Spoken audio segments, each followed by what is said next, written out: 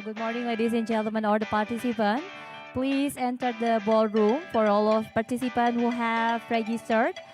So we would like to invite you to enter the ballroom as the event will be starting shortly. Thank you.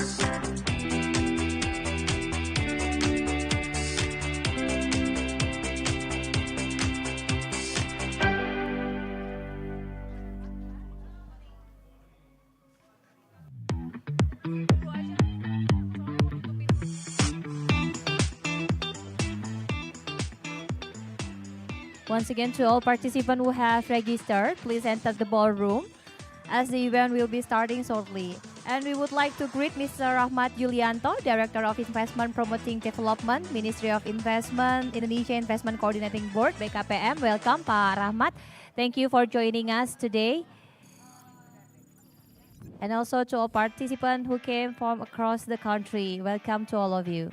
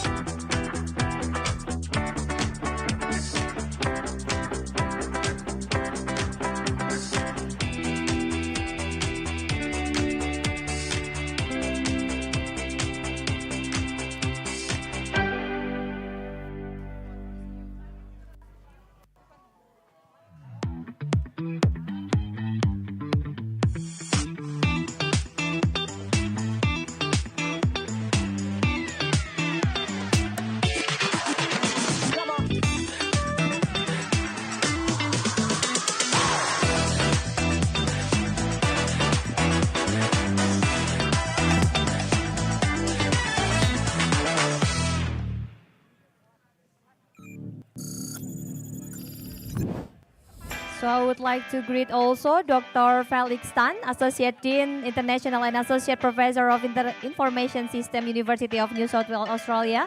Welcome to Dr. Felix Tan. Thank you for your time and joining us in this event.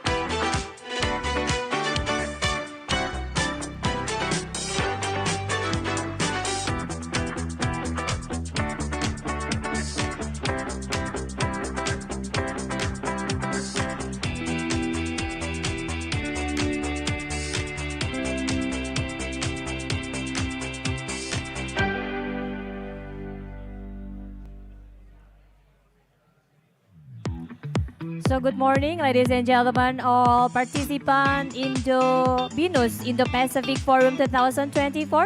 To all distinguished guests who have registered, please enter the ballroom as the event will be starting shortly.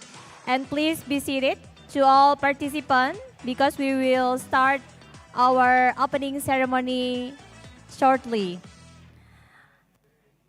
And please kindly switch off or put your mobile phone on silent mode for the smooth running of today's agenda. Once again, to all participants, please be seated because the opening ceremony will be start shortly. And we need your cooperation, ladies and gentlemen, to kindly switch off or put your mobile phones on silent mode for the smooth running of today's agenda. Thank you.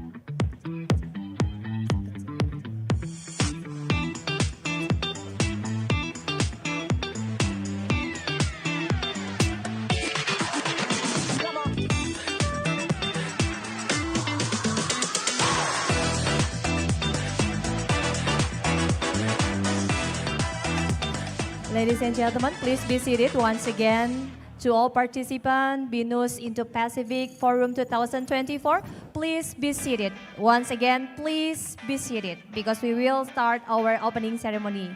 Thank you.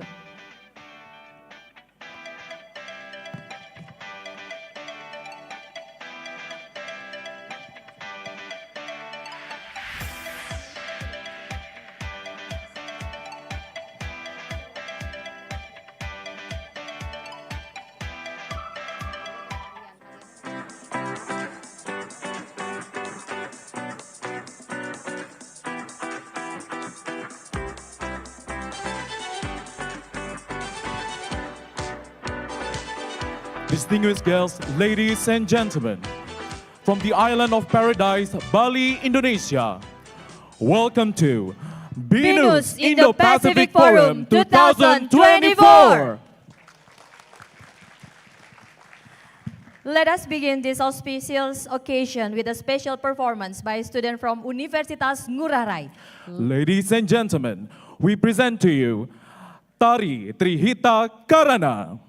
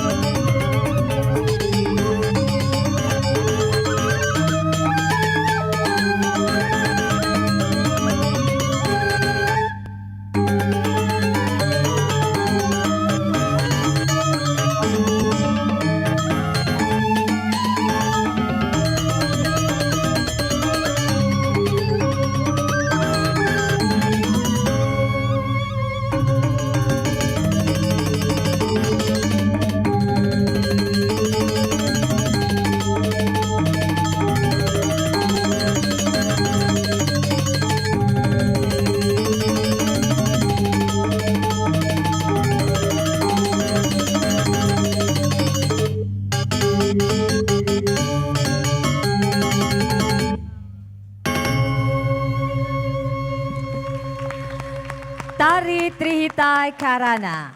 A special performance by students from Universitas Ngurah Rai. Once again, ladies and gentlemen, give big applause to Tari Trihita Karana.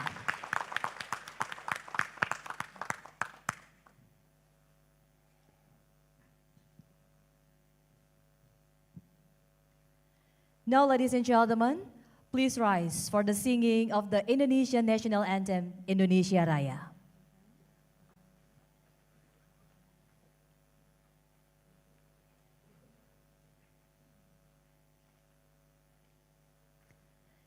Indonesia's national anthem, Indonesia Raya.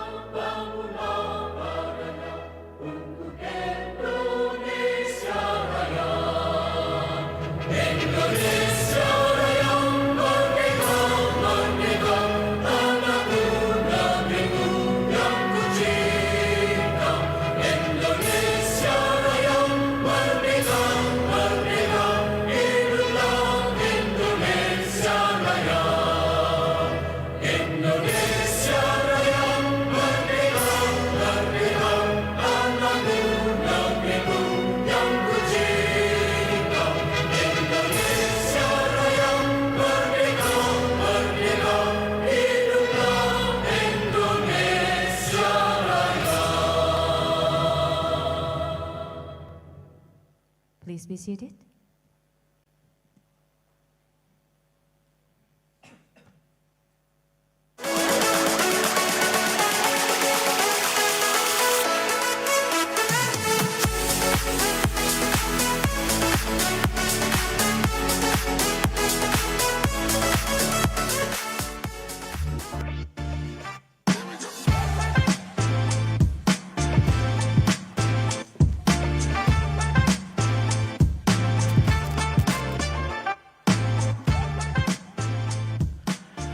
Assalamualaikum warahmatullahi wabarakatuh. Good morning, selamat pagi Bapak dan Ibu, salam damai dan sejahtera untuk kita semua. Shalom, Om Swastiastu, Namo Buddhaya, salam kebajikan. My name is Fajar and my partner, Brigita Manohara, we are honored and pleased to be sharing this significant with you as your host. Firstly, allow us to warmly welcome Mr. Stephen Wahyudi Santoso, the President of BINUS Higher Education. Her Excellency Ambassador Dr. Gina Jamoralin, Ambassador Extraordinary and Plenipotentiary of the Republic of Philippines to Republic of Indonesia. Welcome, Madam Ambassador. Professor Tirta Nugraha Mursitama, the Advisor for Collaborations and Global Engagement, BINUS University. We also would like to warmly welcome Prof. Arif Satria, Rektor Institut Pertanian Bogor, that are represented by Dr. Eva Anggraini. We also would like to warmly welcome Dr. Felix Tan, the Associate Dean International and Associate Professor of Information Systems from the University of New South Wales, Australia. Associate Professor Dr. Manmeet Mahinderjit Singh, Program Manager Research Ecosystem Development and Innovation, School of Computer Science, University Science Malaysia. Mr. Rahmat Yulianto, the Director of Investment Promotion Development from the Ministry of Investment. Ms. Mandy Mok from Applied HE, and warmest welcome to all inviters, leader of BINUS University and partner institutions, academic, and to all participants joining us today, both in person and virtually. Once again, we welcome you to BINUS Indo-Pacific Forum, Bridging Industry and University for Sustainable Future. Give applause Bapak Ibu sekalian. So today, we convene in a significant gathering where leaders, experts, and stakeholders from across the Asia-Pacific region come together to discuss and explore the most pressing issues and opportunities in this dynamic region. BINUS Indo-Pacific Forum is proudly presented to you and hosted by BINUS University, an institution deeply committed to fostering collaboration, sharing knowledge, and creating innovative solutions that can drive sustainable growth and development in our interconnected world. Throughout this program, ladies and gentlemen, we will delve into key issues, harness the potential of digital transformation and sustainability, and also explore avenues for enhanced regional cooperation. Ladies and gentlemen, before moving further, we would like to take this opportunity to express our sincere gratitude to our partners and sponsors that make this event successful and possible. We would like to thank Ministry of Investment or Indonesia Investment Coordinating Board, Applied HE, Microsoft Indonesia, Code Without Barriers, Surveyor Indonesia, Software One, and Nationwide University Network in Indonesia, and also the media partners katadata.co.id Business Indonesia, and dataindonesia.id. Please give them a big round of applause, ladies and gentlemen.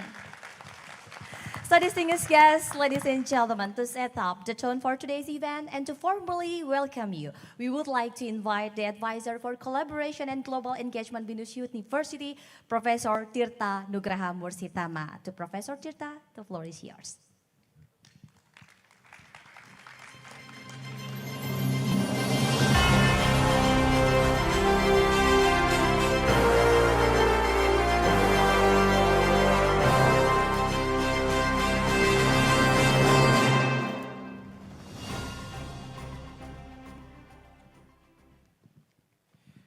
Very good morning, ladies and gentlemen,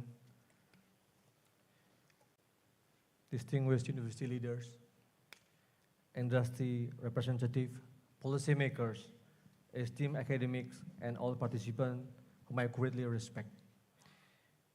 A very good day to all of us. And first and foremost, I would like to acknowledge our esteemed guests that attend today's forum. The first is Mr. Stephen Wahyudi Santoso, our President of BINUS Higher Education. His Excellency Madam Gina Jamarolin, the Ambassador Extraordinary and Plenipotentiary of the Republic of Philippines to Indonesia. And all partners, Dr. Felix Tan, Dr. Singh, Mr. Rahmat Yulianto from the Ministry of Investment, my colleague Mandy Mok, all the leaders of the universities and BINUS partners who attend this event, and all the participants to come over along from your country or other part of Indonesia to Bali. Again, welcome to BINUS Indo-Pacific Forum, stands for Bridging Industry and University for Sustainable Future within the Indo-Pacific region. Thank you. Ladies and gentlemen, on behalf of the committee as of advisor of the collaboration and global engagement BINUS University, I will take a moment to appreciate the participants of the event, this forum. At least we gather more than 289 participants from all over the world. Congratulations to all of you. Consists of 14 countries, and we have 5 partners that from the university top 100 world university ranking, but not yet partnered with BINUS University. But we have 7 partners that already partnered with BINUS University within the 100 and 200 World University ranking. So we'll welcome all of you to this event, to this forum. And more than 16 speakers that agreed to be the keynote speakers and also key panelists during the 2 days event of BINUS Indo-Pacific Forum. And the number of participants, the leaders, the rectors, the president of universities, vice rectors, dean, directors, and provosts There's more than 21 people who joined this event, and including the lecturers and the students. So it shows the importance of the inaugural of the BINUS Indo-Pacific Forum, that BINUS University set up the tone, become a hub to the university, specifically within the Indo-Pacific. And we choose Bali because most of us, or all of us, agreed to enjoy Bali while we are, presenting or after presenting our papers, networking, and maybe exhibit our research product in the event. Ladies and gentlemen, I would like to convey the message of this forum. We know that BINUS stands for the collaboration between BINUS and universities and also industries, and we also bringing the government. That's why representing the government here from the Ministry of Investment, that represented by Mr. Rahmat Yulianto, and also it become my next appointment, or current appointment, after my sabbatical leave from the BINUS University. For those who, meet me for the first time, I was a Vice Rector for Collaboration and Global Engagement, BINUS University, until this month. And because I'm taking the next appointment as Deputy Minister for Investment Cooperation for the Ministry of Investment. And I believe that in the current position, the collaboration between us become more relevant, specifically to take BINUS University to become more reputable, to become more recognized among the partners or non-partners. That's why this event is very important. And again, I do appreciate your presence to make all your effort to come over to Bali. And for those who come more than 6 hours, it's one of my beloved partner, long partners. I should mention Professor Zubir. Professor Zubir, please stand up. Yeah, from the CATS Business School in France. Yeah, that I know him for a very long time ago. Well, I would like to convey that the BINUS Indo-Pacific Forum basically consists of a few activities.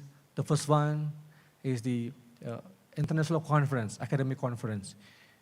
We have a BINUS Joint International Conference.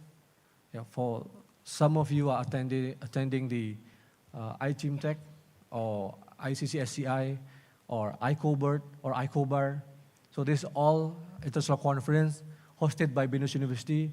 That this is, I think, the second time we conducted the all conference in one place and one time. I remember that maybe around 8 years ago or 10 years ago that we conducted or initiated all the BINUS Joint International Conference in one time, back maybe 8 or 9 years ago. But now, this is for the first time, specifically after COVID. That's why we see many participants not only attend physically, but also online that will be presenting a paper. So this is the first activities. The second activities is about the exhibition of the product, research of product of our researchers, and also the industry. So in the ballroom 1, I think next to this room, some product will be presented to all of you. So please make time during the coffee break or when you have a time, just go to the exhibition and to talk with our partners and also our exhibitors. And maybe the closer relations between the researchers and also the industry representative could be, get together and become closer. And as one of the main partners is the Ministry of Investment. The Ministry of Investment provide one booth that giving you information about one of the important policies taken by the current government and hopefully the next administration is about the downstream industry.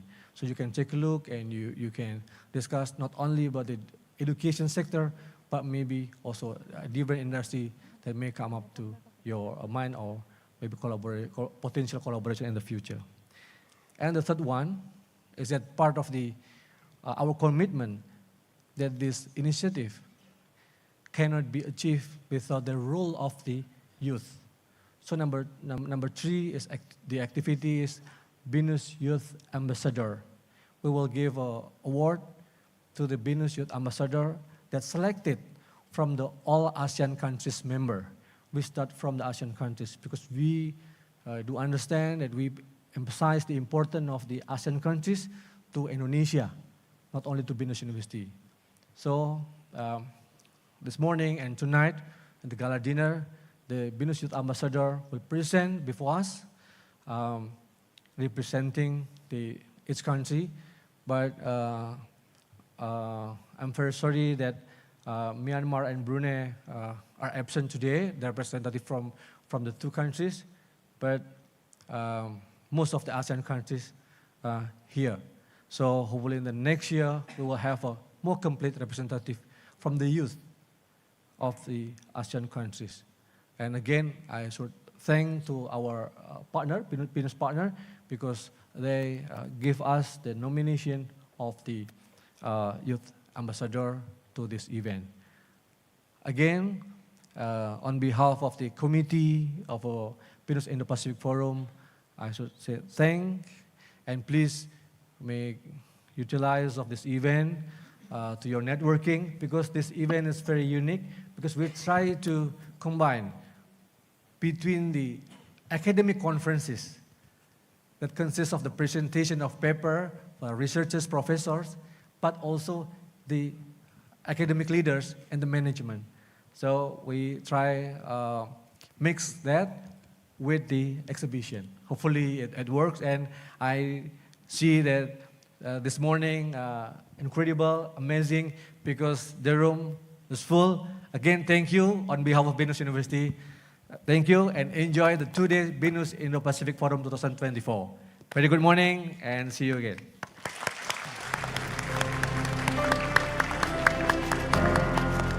Thank you, Professor Tirta, for your warm welcome.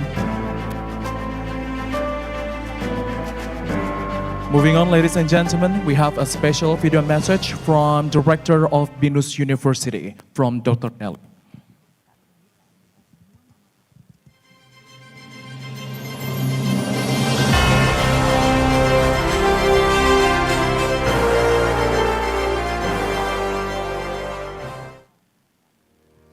Distinguished guests, keynote speakers, panel speakers of the BINUS Indo-Pacific Forum, leaders of partner institutions from embassies, government agencies, domestic and international universities, industries, and scientific associations.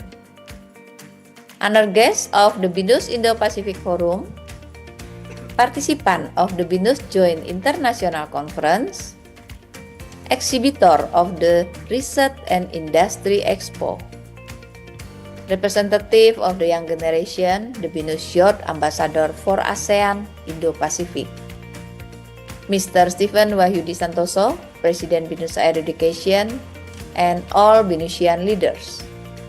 Good morning, ladies and gentlemen.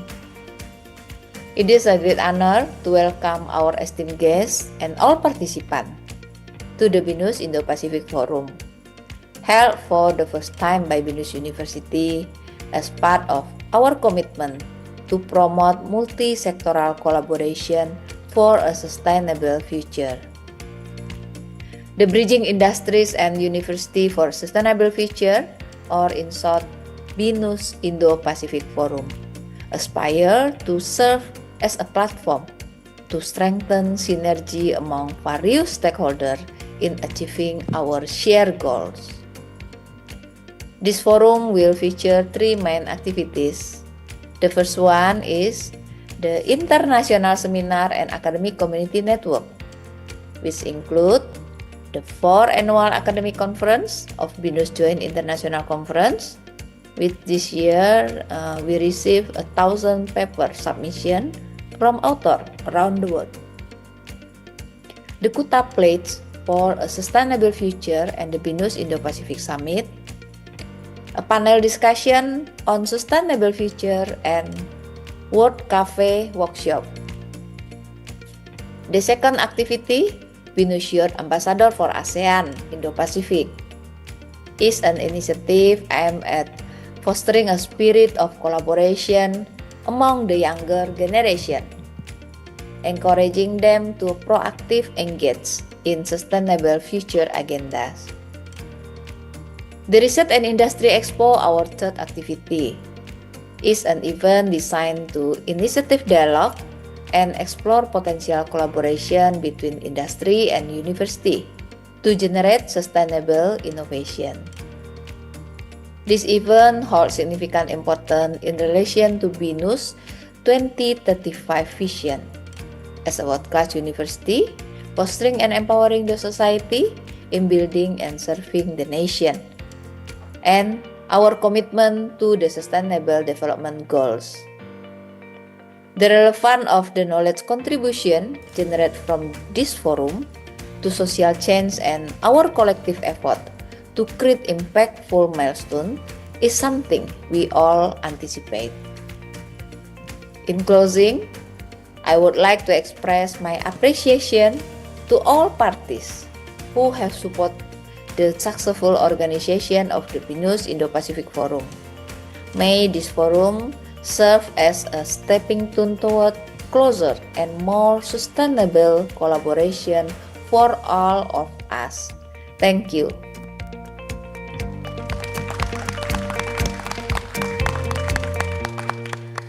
Thank you to Dr. Nelly, BINUS University Rector.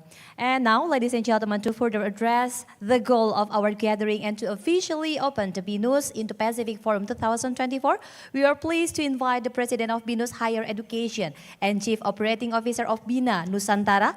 Please join us in welcoming Mr. Steven Wahyudi Santoso.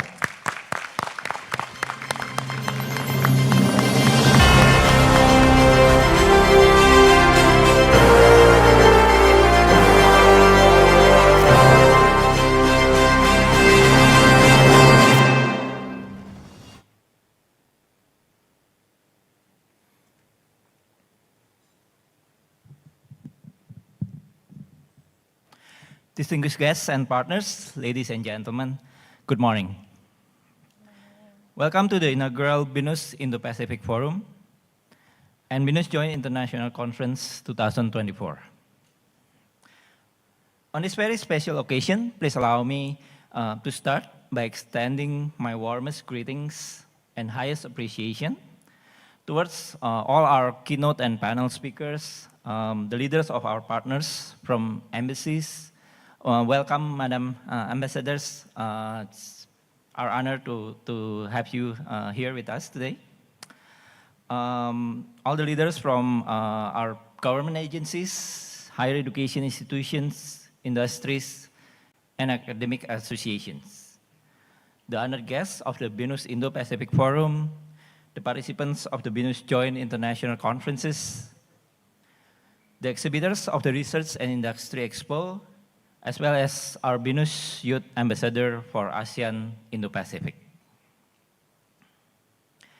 With great pride, I welcome all of you coming from more than 80 institutions across Indonesia and the Indo-Pacific region. Your presence here is a testament to our shared commitment to building a sustainable future.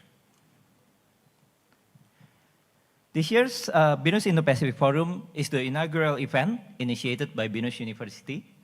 It holds significant importance in relation to our BINUS 2035 vision, a world-class university fostering and empowering the society in building and serving the nation, as we strive to make tangible contribution to the society and this archipelago. The BINUS Indo-Pacific Forum is composed of three main pillars: the International Seminars and Academic Community Network, the BINUS Youth Ambassadors for ASEAN Indo-Pacific, and the Research and Industry Expo. As a world-class university in Indonesia, BINUS University is steadfast in its commitment to continuously foster and empower innovations, contributing to the society for a better archipelago. This forum is a clear manifestation of BINUS University role in addressing social challenges and promoting the achievement of sustainable development goals through multi-stakeholder partnership. In conclusion, I would like to also express my deepest gratitude for the support and assistance from all the parties involved in making this event a success. Let's use this forum as a momentum to collaborate and move forward toward a better and more sustainable future. Wishing everyone to have a fruitful discussion and a great experience at this forum and conferences.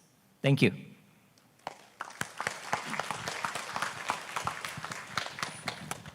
Thank you. Thank you, Pak Pak Stephen.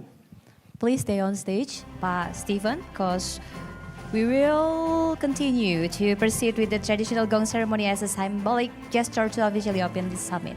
And to join Mr. Stephen, allow us to invite Her Excellency Ambassador Dr. Gina Jamoralind, Professor Tita Nugraha Mursitama, and Dr. Rini Setiowati. Please join Pak Stephen on stage, Bapak Ibu.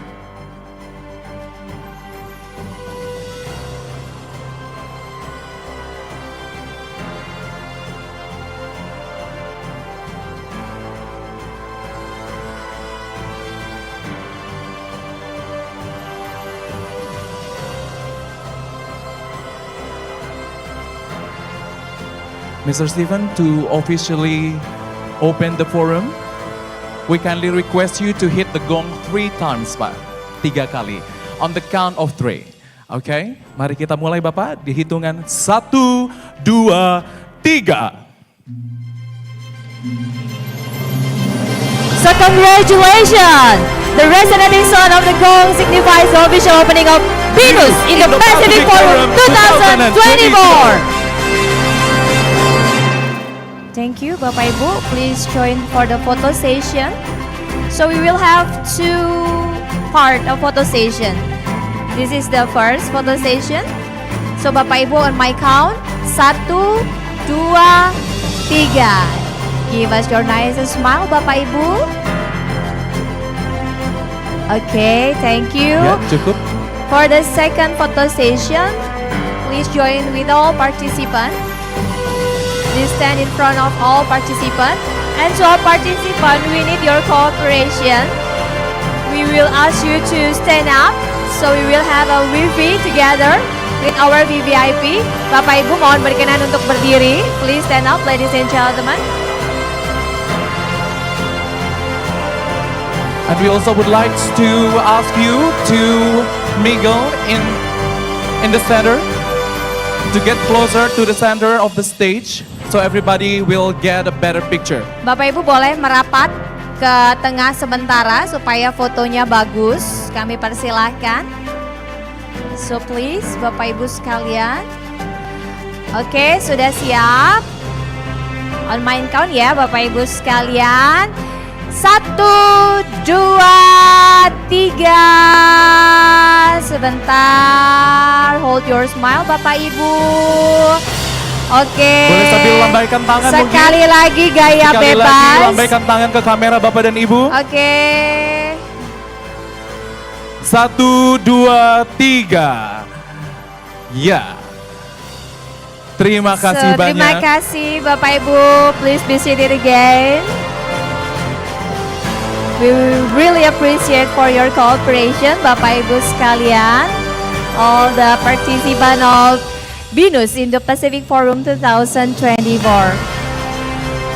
All right, ladies and gentlemen. Please be seated again because we will continue to our next agenda, Bapak Ibu sekalian. Even though we have opened this ceremony, but we will continue to our next agenda for this day. Thank you very much. Ladies and gentlemen, our forum now will commence with a series of thoughtful keynote speeches. And as our first keynote speaker, we are pleased to invite Professor Tita Nugraha Mursitama as the Deputy Minister for Investment Cooperation at the Ministry of Investment. The time is yours, Professor Tirta.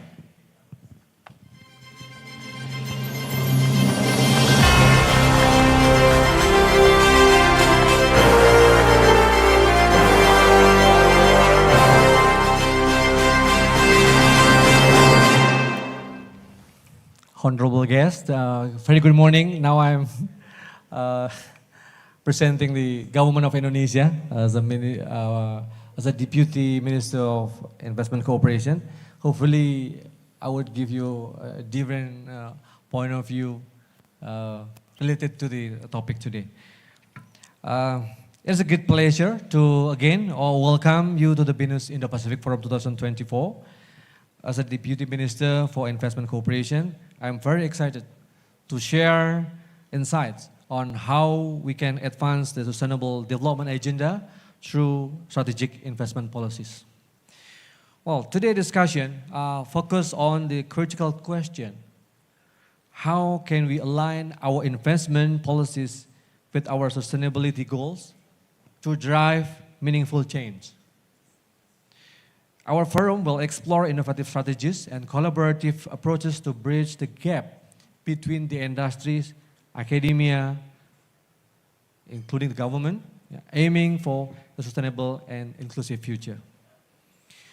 If you see here now that Indonesia economic growth in 2023 steadily reached around 5%, with investment contributing 29%, which is higher than most of the G20 countries and ASEAN member countries. Under the very tough situation, and the President Joko Widodo always mentioned that the situation is not normal. So this is such an achievement for the government. So Indonesia has a vision for 2045, known as Indonesia Emas 2045, aiming to become a sovereign, advanced, and sustainable archipelagic country. To achieve this vision, Indonesia is projected to become a high-income country by 2036 and the fifth largest GDP in the world by 2045. High and inclusive economic growth is expected to increase the middle income class to approximately 70% of Indonesia's population by 2045.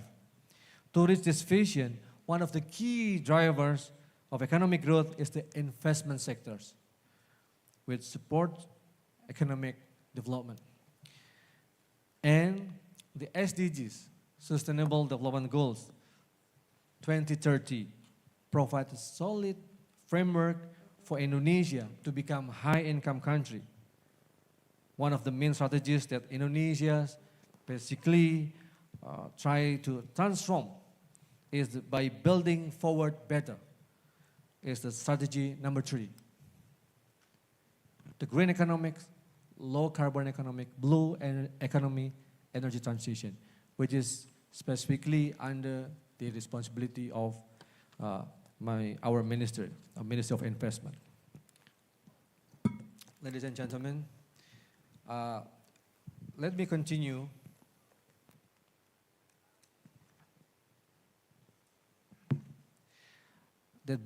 How to realize the implementation of SDGs.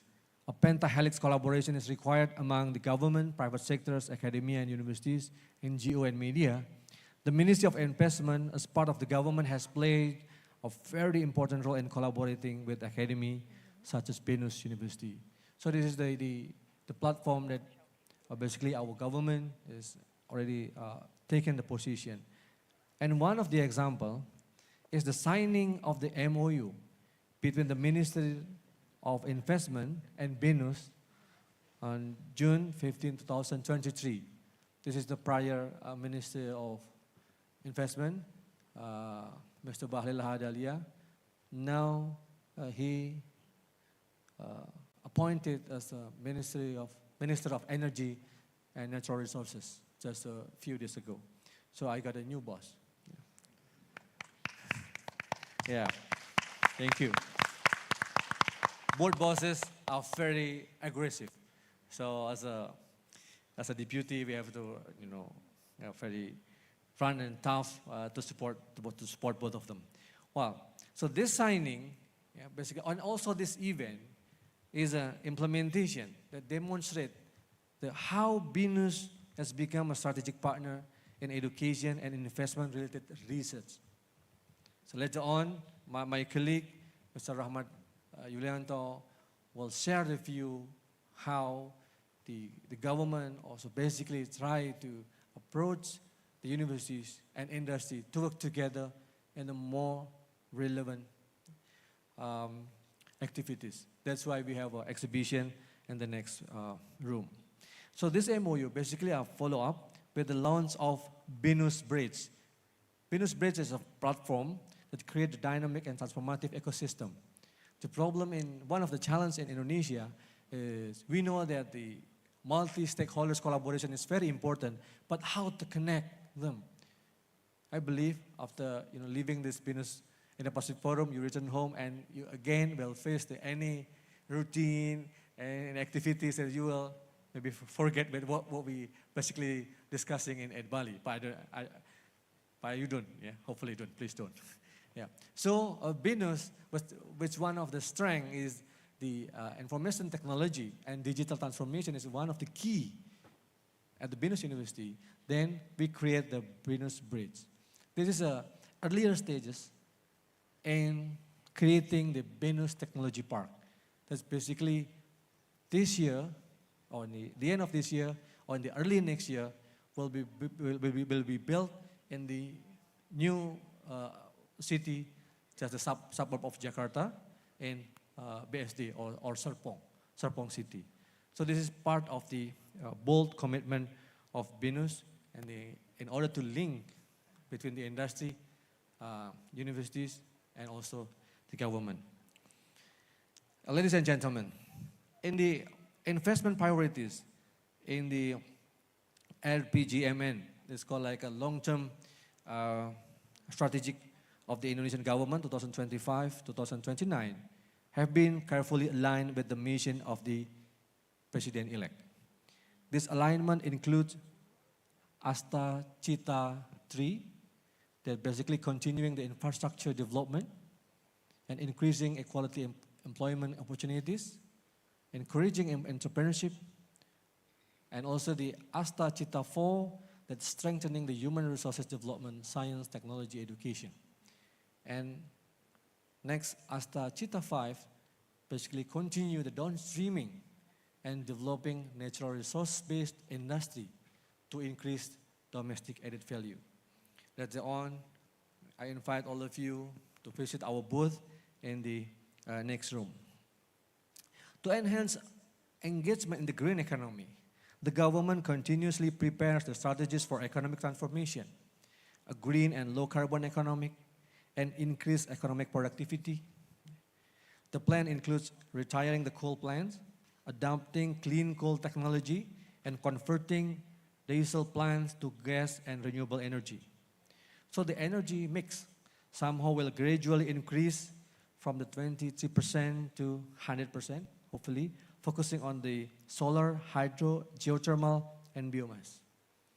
This is such a very great leap forward for Indonesia that they try to take this initiative seriously. It aims to utilize 2 million electric cars and 13 million electric motorcycles that base on coal power plants, halt new coal plants by 2030, and launch the first, hopefully, nuclear power plant, retire the last gas and coal plants, and fully transition to electric to fuel vehicle. So here, ladies and gentlemen, you can see how the government's strategic plan that for some of us, or most of us, are researchers from the different universities that may connect our research to these policies that between the government and universities that may be funded by the industry can create very meaningful, or at least how to contribute to Indonesian transformation in the next 5 to 10 years. Ladies and gentlemen, in addition to focusing on new and renewable energy, the government is also prioritizing the development of downstream industries. This is one of the legacies of the current President Joko Widodo and Vice President Ma'ruf Amin. Yeah. This is the downstream industry that basically can add value to natural resources. So the achievement are remarkable. So as researchers, that will dig our curiosity how we can contribute to this downstream industry that it seems that the next government or next administration will continue to advance the downstream industry. So this is again the opportunity for universities and industries. And to attract the secure potential investment, the Ministry of Investment consistently provides comprehensive end-to-end services. This is my job, one of our job, the Ministry of Investment. When we provide end-to-end services, you come to our office, you want to invest in Indonesia, we have a map, a potential investment opportunity across industries, and we will take care of you from beginning to the end. Yeah, this is the idea of end-to-end services and our commitment. And Pak Rahmat will tell you later on about that, and you can ask him more precisely, and he can answer, yeah, rather than me. I just started this position. Well, so this approach ensures a seamless investment experience and promote investors' confidence. Ladies and gentlemen, next to the agenda, our Minister of Investment is offering 81 sustainable investment projects. Again, this is, I think, is also very important part, fellow partners and colleagues, with a total value of approximately 15.9 billion, almost 16 billion US dollar. These projects span across the industries, so not only the manufacturing industry or infrastructure, but also tourism, maybe specifically in Bali. Yes, tourism is one of the key. Yeah, food and agriculture. We will have a very huge food estate in Merauke. Yeah. Regardless of the challenge that we face, but we deeply commit, yeah, to continue this project. And the Ministry of Investment, in collaboration with the Koalisi Ekonomi Membumi, when I also present individually 2 years ago, launched the Sustainable Investment Guideline during the G20 Summit in 2022 here in Bali. So ladies and gentlemen, that our government not only just preaching, but also they do something that this guideline or sustainable investment guideline has already become a basis for investors and also for government to attract the investors to come to Indonesia. This is the one thing that relates to our topic today. So the guidelines serve as a comprehensive framework for implementing sustainable investment that are accountable and quantifiable, helping to align national and international effort towards sustainable economic growth. The objective of the Sustainable Investment Guideline are closely aligned with the interests of the key stakeholders, the all parties involved, investors, government entities, business actors. The guidelines aims to provide a clear direction for fostering sustainable investment practices that are both responsible and measurable, ensuring that all parties contribute effectively to sustainable growth. And we can see that sustainable investment framework consists of 4 interrelated pillars: economic, environmental, social governance, that we already very familiar with that, with the ESG framework, that one important framework that become a base of this BINUS Indo-Pacific Forum as well. Ladies and gentlemen, to conclude my presentation, again, I want to express my sincere gratitude for your active engagement.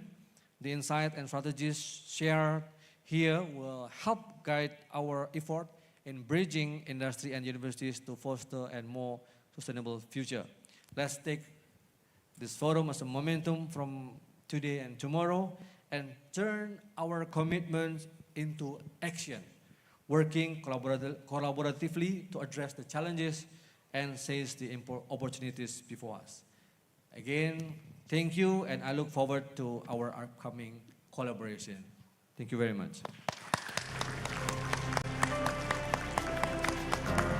Thank you once again to Professor Tita Nugraha Mursitama, Deputy Minister for Investment Cooperation at the Ministry of Investment Indonesia Investment Coordinating Board, BKPM. Moving on, ladies and gentlemen, we're honored to introduce Her Excellency Dr. Gina A. Jamoralin, the Ambassador Extraordinary and Plenipotentiary of the Republic of the Philippines to the Republic of Indonesia. We will now deliver her keynote speech. So, Madam Ambassador, the stage is yours. Give applause, ladies and gentlemen.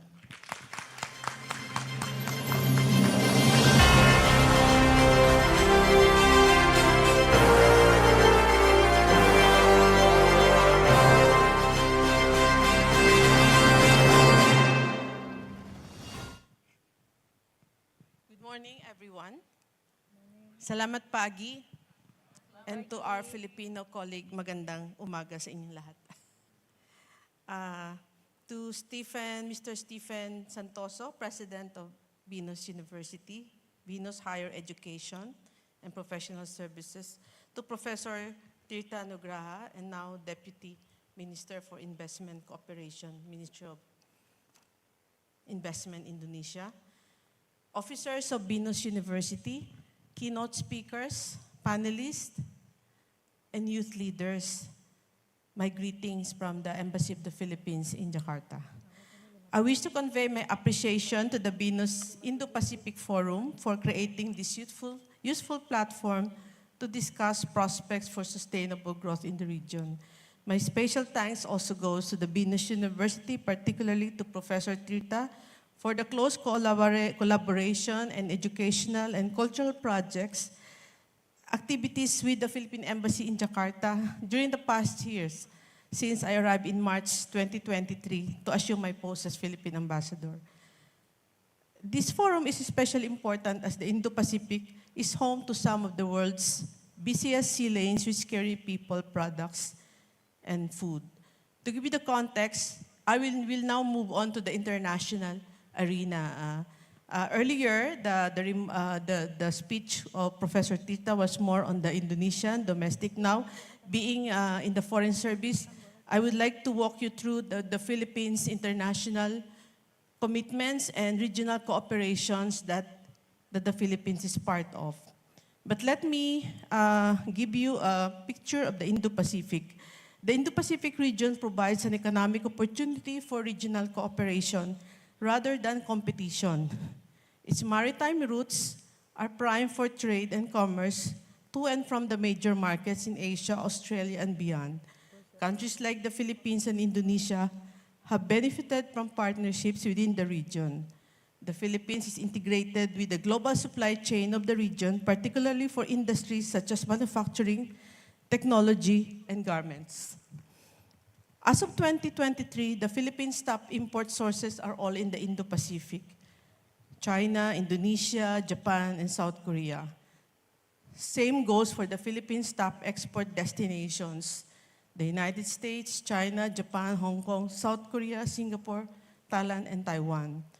The Philippines' economic policy is anchored in integrating itself in the region through more free trade agreements with economies in the Indo-Pacific, to promote food security and to expand market access for Philippine goods and services. Allow me to walk you through with the various regional economic groupings in the Indo-Pacific of which the Philippines is part of. First, the ASEAN Outlook on the Indo-Pacific, or AOIP. The Philippines' views and position on the Indo-Pacific align with the ASEAN Outlook on the Indo-Pacific.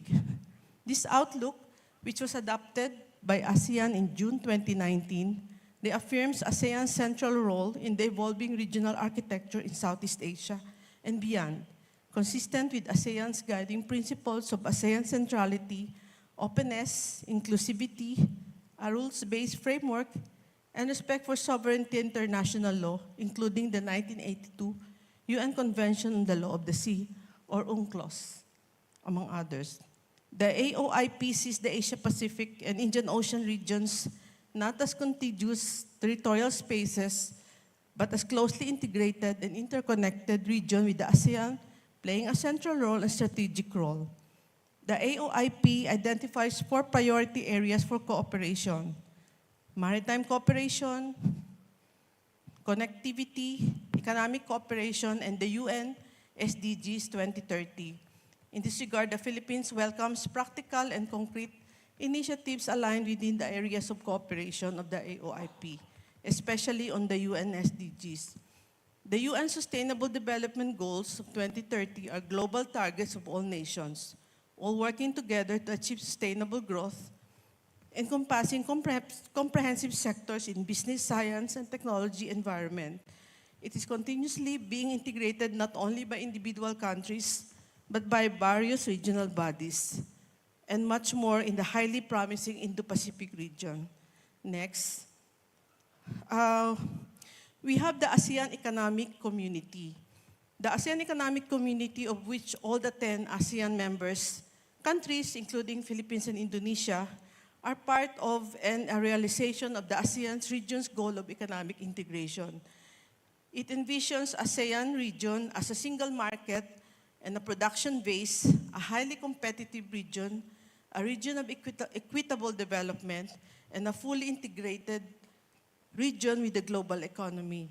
Hence, ASEAN 10 have forged agreements not only among its members through the ASEAN Free Trade Agreement, but also forged ASEAN +1 agreements with dialogue partners in the region to facilitate the movement of goods, services, and investments, capital, and facilitate the movement of people and professionals in the ASEAN region.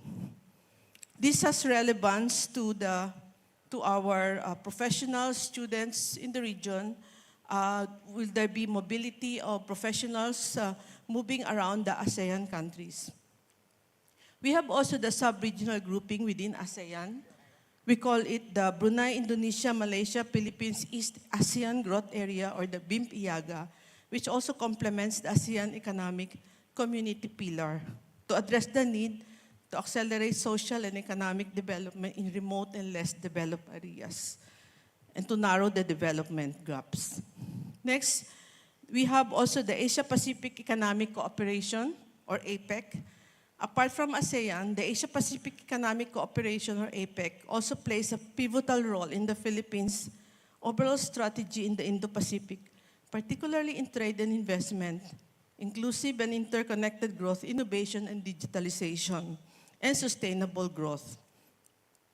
APEC expresses its strong support to the multilateral trading system, sustainable trade in industry through the Bangkok goals on biocircular green economy and economic integration through the FTA Asia-Pacific FTA agenda. I still remember my first official visit to Indonesia way back in 1994. I was just very new in the foreign service when Indonesia chaired the first APEC summit in Bogor in 1994. I attended that meeting, and at the time, Indonesia had that visionary goal.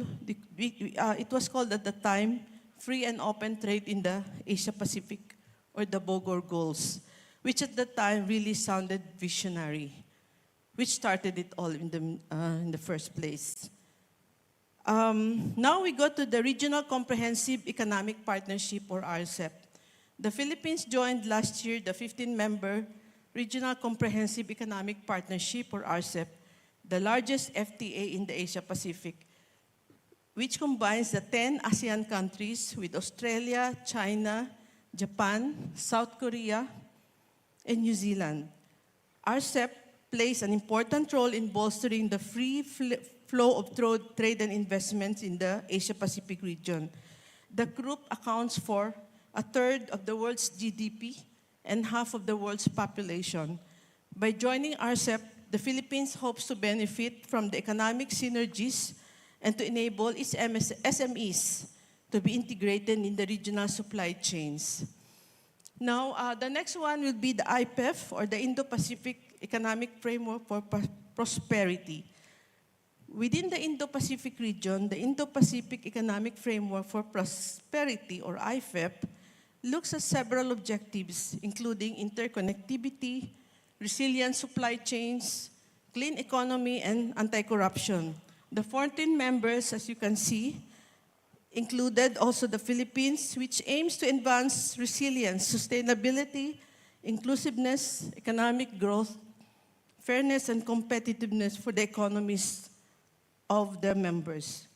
With the recent signing of the IPEF Pillar 3 Clean Economy Agreement, the Philippines commits to cooperative work programs focused on clean energy, transition, and security, ensuring more diversified and sustainable sources of critical inputs for clean energy technologies, developing infrastructure projects that prioritize sustainability, among others, to promote the resiliency, innovation, and security of a clean economy, and to support ongoing collaboration among IPEF partners and stakeholders.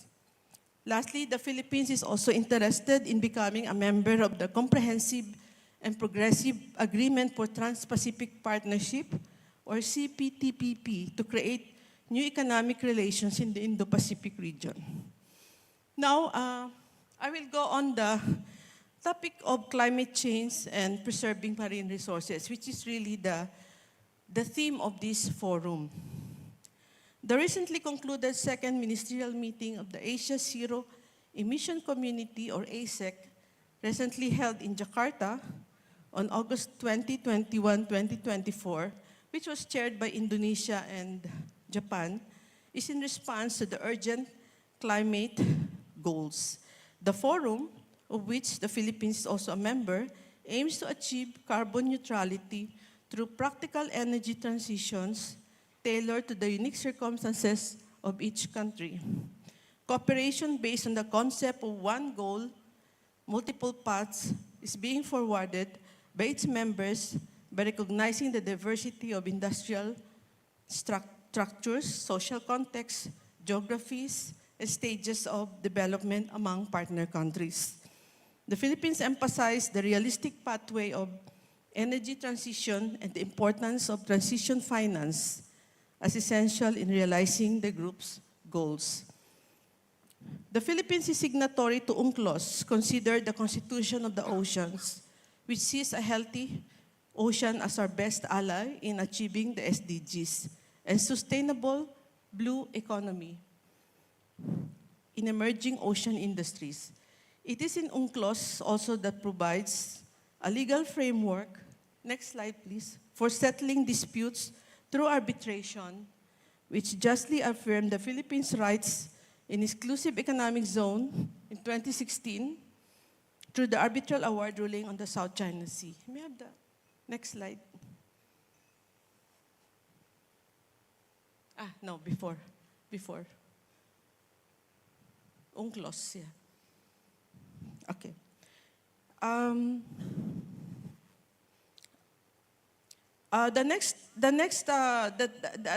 Another regional instrument that the Philippines also is a member is the United Nations Agreement on Biodiversity Beyond National Jurisdiction, or BBNJ, also known as the High Seas Treaty or Global Ocean Treaty, which was signed during the 78th session of the United Nations General Assembly in September 2023 by UN member countries, including the Philippines. The agreement provides for the common governance of the world's oceans, the largest habitat in our planet, to prevent biodiversity loss in the high seas. It complements the UNCLOS, which provides the legal framework under which all human activities in the ocean takes place. The Philippines is also a member of the Coral Triangle Initiative, or CTI, composed of Philippines, Indonesia, Malaysia, Solomon Islands, Papua New Guinea, and Timor-Leste, which is also another multilateral partnership of 6 countries working together to sustain extraordinary marine and coastal resources to promote food security and alleviate poverty through sustainable management of marine, natural resources in coastal states which border the Coral Triangle sub-region. By the way, the Secretariat of the CTI is in Manado. In conclusion, I would like to emphasize that regional cooperation is the key. There is a need to uphold collaboration instead of competition, a free and open trading system as pillars of a resilient global economy. Our experience with COVID global epidemic is valuable in terms of collaboration and cooperation, as well as impacts on supply chain disruptions. Cooperation, be it regional or multilateral, reduces the risk of policy-induced supply chain disruptions, but also increases the likelihood that markets will stay open when access to alternative sources of supply is needed most. The Indo-Pacific region remains to be a hub for regional cooperation, infrastructure development, and overall economic sustainability. However, we also need to preserve the sustainability and biodiversity of our oceans, its marine resources in the Indo-Pacific region, to allow the next generations of humanity to benefit from all of these economic activities. We have to give back something, what we take from Mother Nature, to benefit others who will come after us. Once again, thank you very much for this opportunity, and I wish for the success of the BINUS Indo-Pacific Forum 2024. Maraming salamat po. Terima kasih.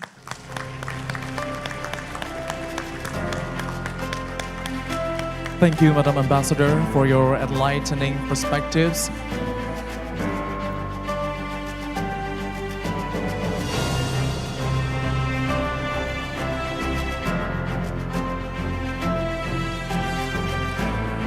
Moving on.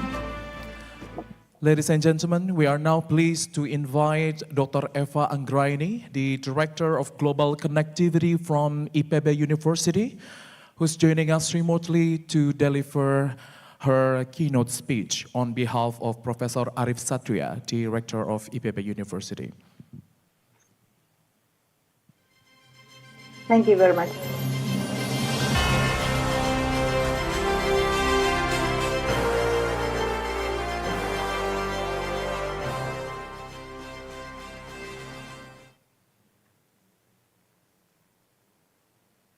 Honorable Rector of BINUS and BINUS leaders, honorable speakers and guests, and ladies and gentlemen, I would like to extend greetings and sincere apologies from Professor Arif Satria because he cannot join this precious event due to an urgent agenda that he has to attend this morning. And please allow me to present some perspectives from IPB concerning the partnership between industries and universities based on experiences from IPB. So I would like to share my screen. I hope it can be seen clearly. Yeah. So we start from the global challenges that we understood. Currently, we face a very great disruptions and very complex challenges around the globe. First of all, that climate change has become an urgent problem, and we have been going through to develop many various programs, various efforts in order to cope with the impact of the climate change. And we understood that climate change has led to environmental crisis and also low life quality, and it requires resilience and sustainable in life. And secondly, we understood also that since last few years, we have been facing the fast growing of digital technology that led industrial revolutions, and a lot of changes has been faced in all aspects of human life. And of course, university is also greatly impacted by the industrial revolutions. And this requires some kind of transformations of mindset, and then also future skill, future practices, and greatly urge how the higher educations could respond in order to meet these conditions. And COVID-19 has made also a great impact to all of people in the world, and we also need to anticipate the future pandemics due to the uncertainty and the changes in life system. So some kind of adaptation and resilience life are also really important. And lastly, that we highlight also the geopolitical situations currently, the international conflicts, and which led to crisis on food, on energy, and also disruptions on global life system, and these also require how we can create a sustainable food and energy system. So all of these great disruptions that we highlighted, that emphasis that there is a need for transformations, resiliency, and sustainability. And another problem in related to business process that run by the University of High Education, that as a university, we also have an important role in producing knowledge, in doing research, in producing innovations. And if we see from this graph that we found that public funding or private investment has been so high, dedicated to for academic research, particularly for the discovery, fundamental research, and also applied research. But on the other side, we also found that there is a less bridge or less connection between the result that have been produced from the research with the industrial applications. So if we see from this graph that public funding or private investment on industrial applications are quite high, but there are a gap in the technological transfer and development. So this highlight that there was a less connection between the research and the industrial applications, and these, of course, need to be solved and need kind of strong collaboration between academics and also the industries. So from these problems, we also found that innovations has a great impact on the economy. So from the figure that we presented here, that there is a positive collaboration between the global innovation index with GDP per capita. So countries which has a fast growing of innovations are mainly have the very good GDP per capita. So it shows here that innovation is an important and a new locomotive for the economic development. So what about Indonesia? So we are now ranked in 51 out of 132 countries at the global. So here we can see that our performance in producing innovations and how the innovations can be adopted by the market, by the industries, are still like relatively low. And if we compare among ASEAN countries, also Indonesia is relatively in the middle in terms of global innovation index. And related to this topic today for this event, we highlighted the university industry collaborations, and this is actually one of the main factor in global innovation index. And if we see from the table that there is a bit inconsistent situation. So we find here, like for example, Indonesia has quite good rank in the university industry collaborations. So we ranked number 5 at the globe, but it doesn't really reflect at our global innovation index. We are still in the 61 rank.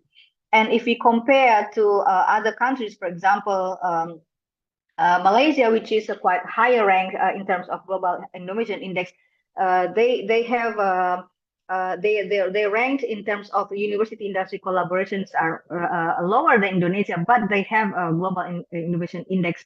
So it means here that we, although the university industry research and development collaboration has one factor that determine global innovation index, but for the case of Indonesia, it seems that it still like has less impact on the global innovation index. So here, one important message that we need some kind of program that could be enhanced in order to increase universities and industries research and development collaborations in Indonesia.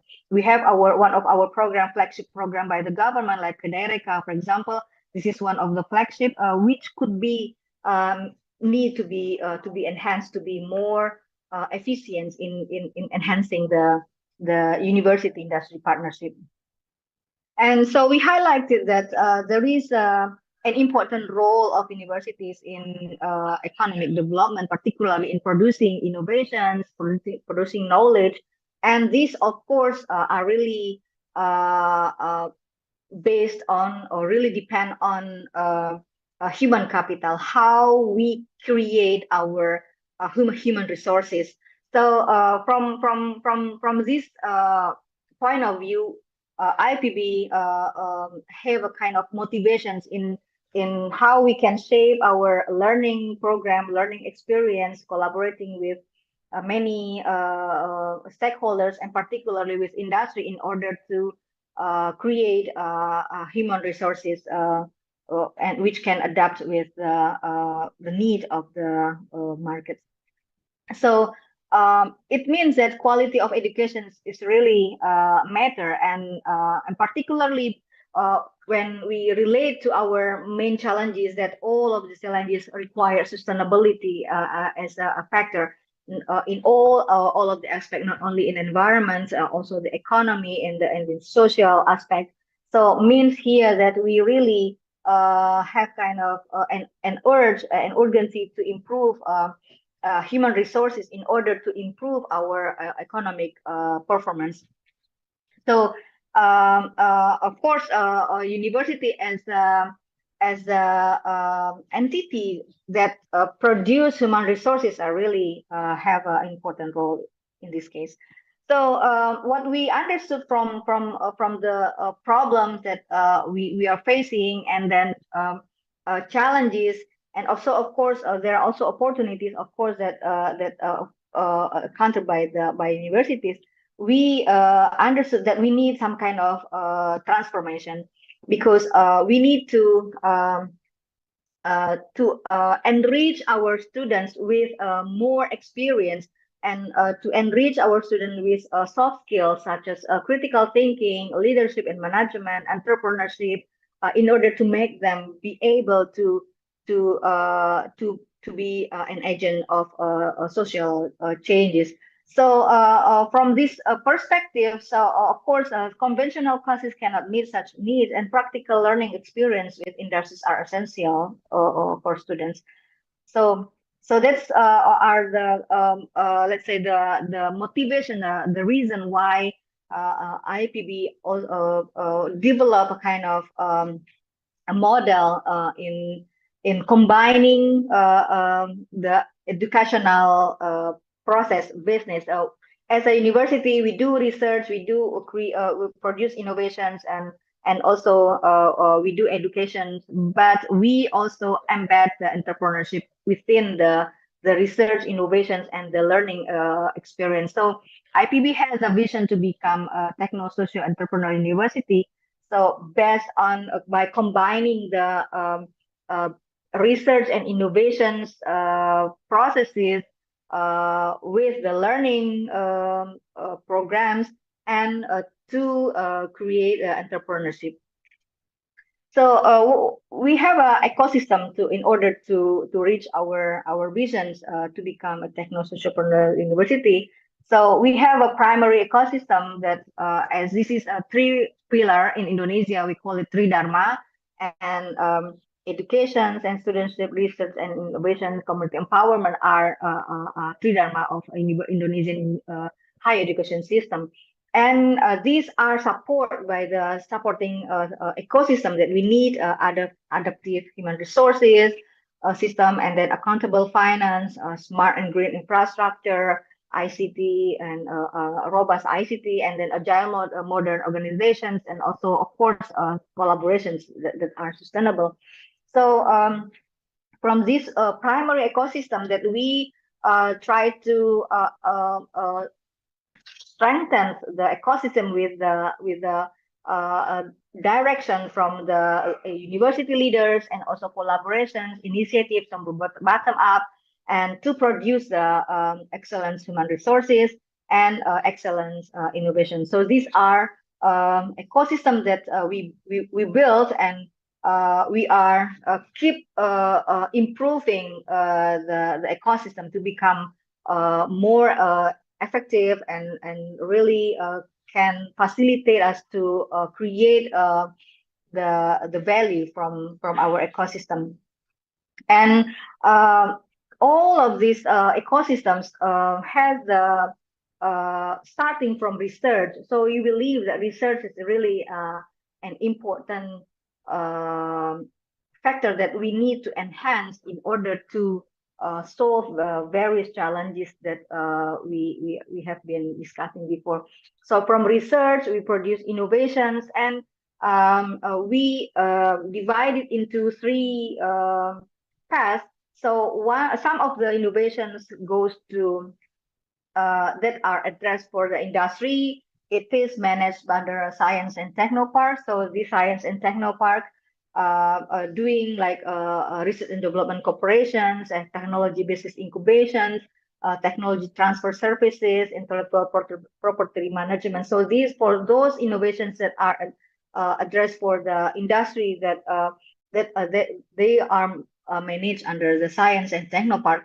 And some innovations are addressed for the community, for the society. So we also have a platform, community learning center, that provide technological assistance, market access, institutional strengthening, and capacity building that help the farmers, the small scale enterprises to link to the market and to benefit from the market. And all of this, we believe that contribute to the SDGs.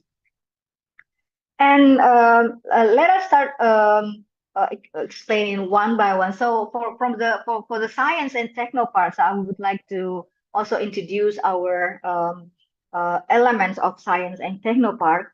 So here, in order to enhance the innovations, how to make the innovations can be adopted by the industry.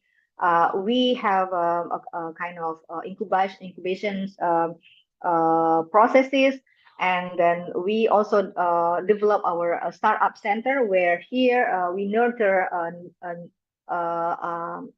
our alumni, our final year students, and also collaborating with the researchers, with the innovators to create startups. So we also established EPB Innovation Valley.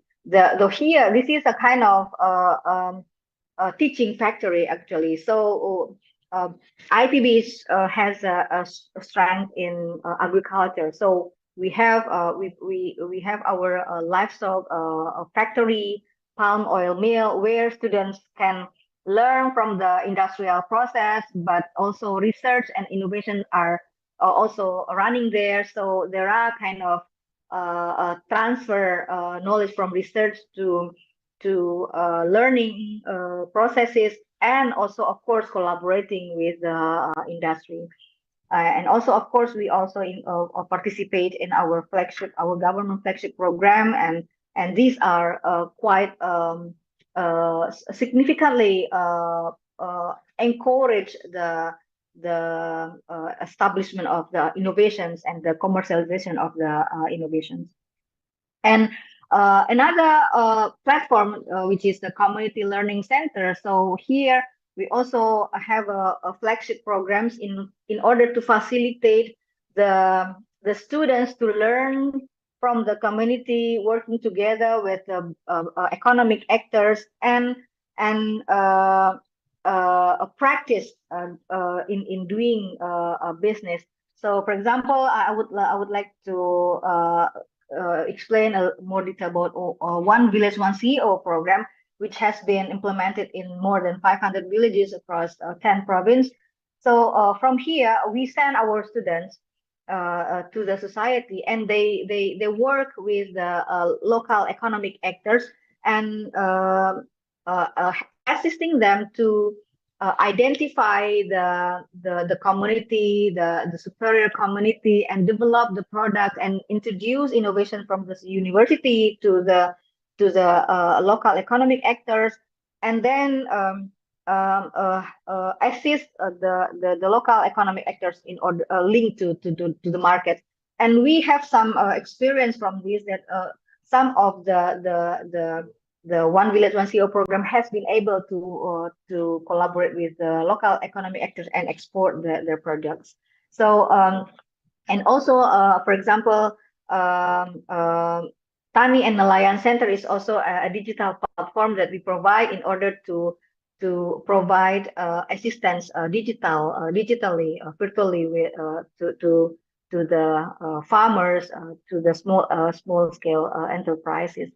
So these are some of the flagship program under our community learning, which not only involve universities, students, lecturers with the community, but we also collaborate with industry.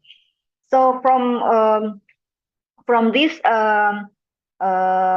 experience, so we highlighted that university really need to collaborate with the industry, and provide access, provide opportunity for the students to really link with industry, so that they have a great experience in establishing kind of ability, in order to be able to work in the real industry while they graduate. So, for example, in IPB, we also have a teaching industry in our science and techno park that produce a beverage and produce. We also have some kind of a bakery, something like that. So these are a teaching industry where students can learn, and then researcher innovators still doing research here, and we collaborate with industry. So these are another teaching industry facilities in our IPB jungle valley. For example, this is a feed processing factory, and this is our palm oil mill, and we also have another collaboration with industry, such as in macro productions and preclinical test laboratory and co-working spaces. And so maybe I would like to share a bit about how we design this ecosystem into the educational program. So IPB start from the beginning, when the students in the first year and first semester, we conduct a kind of a talent mapping for the students. So we found that in order to understand what are the students' talents, and what are their passions, and what they would like to be when they graduate from the university. So we understood from here that quite a lot of students would like to become entrepreneur, and some would like to become and also professional. So becoming entrepreneurs and professional are the major choices or major talents and passions. So not only passion, of course, but also we try to identify their talents. So from this identification, we try to provide channels channels for the students in order to develop their skills, and particularly for the those wants to become entrepreneurship. We provide a channel for we call it CEO school. So we have our CEO school where at this CEO course there are series of learning process and also practices at the real with the industry and local community. So from this learning program, so we would like to facilitate the students to really have a real experience with the real economic actors. So, for example, the One Village One CEO, this is under our CEO program. So before they go to the field, or we provide them with a kind of learning processes where they have they learn how to work together and how to identify the products and then learn about the innovations and then of course later on they try to facilitate the local actors to finance and also to digital marketing. And this what we would like to highlight with this one CO one village program. It is a partnership between the university, community, and industry. So we try to link all the important stakeholders here. And yeah, so from our flagship programs that I introduced before. So we have been reaching more than almost 4,000 villages across Indonesia, and it is keep growing. So, and also we work with the community surrounding the campus also in order to enhance their livelihood in agriculture products, and we collaborate with them, and we from our assistance and collaboration with the farmers surrounding the market, surrounding the campus, we also have been able to market those products to all to quite a lot of supermarkets in Bogor, in Jakarta.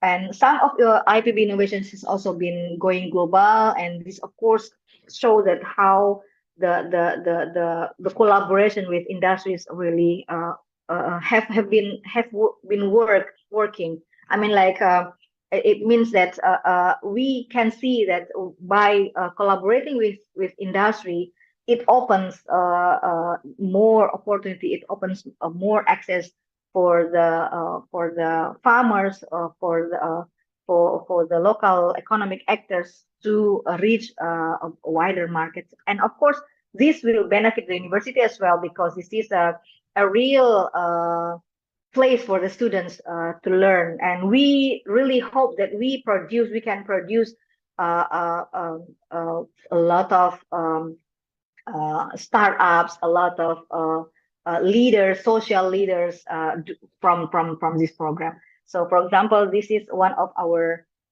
startup that has been exported their products, and these are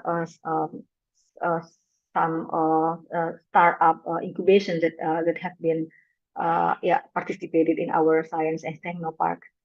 So yeah, we are really happy that startups are keep growing now, and we believe that they are really an important economic driven agents that will really make impact to the society.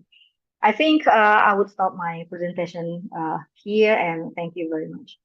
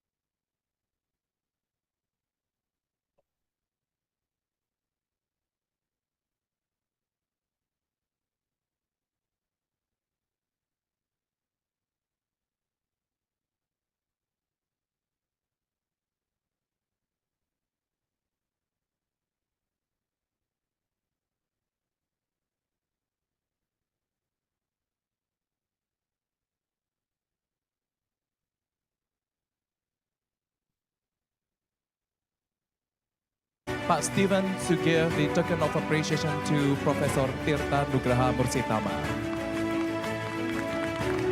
So we continue for the photo session. Pak Steven, would you mind in the middle of our Prof Tirta and Madam Ambassador? Oh, okay. It is in the middle, all right. Okay, eyes on the camera, Madam Ambassador. Okay, on the count of 3, 1, 2, 3. Yeah, thank you very much. Thank you very much, Madam Ambassador. So once again, thank you for Madam Ambassador and also Mr. Stephen. You may return to your seat. And as Prof Tirta, we would request you to remain on the stage, Prof Tirta. Because we will move to our pivotal moment in our event. It's time for us to come together and make a collective commitment, a commitment that reflects our shared responsibility to create a better world and to lead us through this agenda. Allow us to hand over the stage to Prof Tirta Nugraha Mursitama. Okay, again, ladies and gentlemen, I hope you are not really boring with my face here. It won't take us so long. Well, one of the important activities or commitment during the BINUS Indo-Pacific Forum is a pledge. We call Kuta Pledge on Sustainable Future. So we have been discussing from the morning. We try to compose the message. 5 important messages on the Kuta Pledge of Sustainable Future. The first one is prioritizing sustainable development in every aspect. Number 2, inclusivity and equality for all. We know that is a very important element as well. Number 3, promoting a circular economic through digital transformation. Every institution, every university is working on the digital transformation. And then, the third one, I think it's one of also the instrumental point, is that the involvement of youth. The youth empowerment as change agent.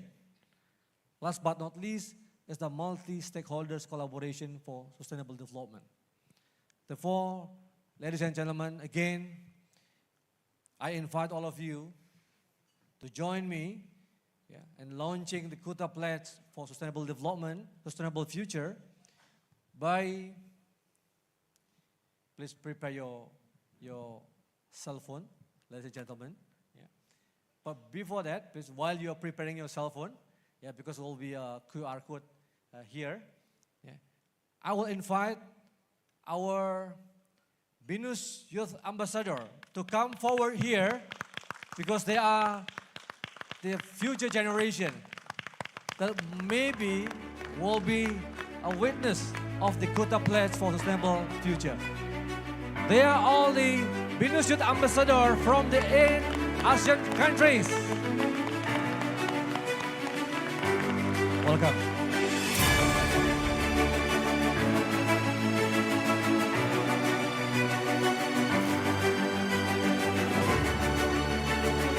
Right. Yes.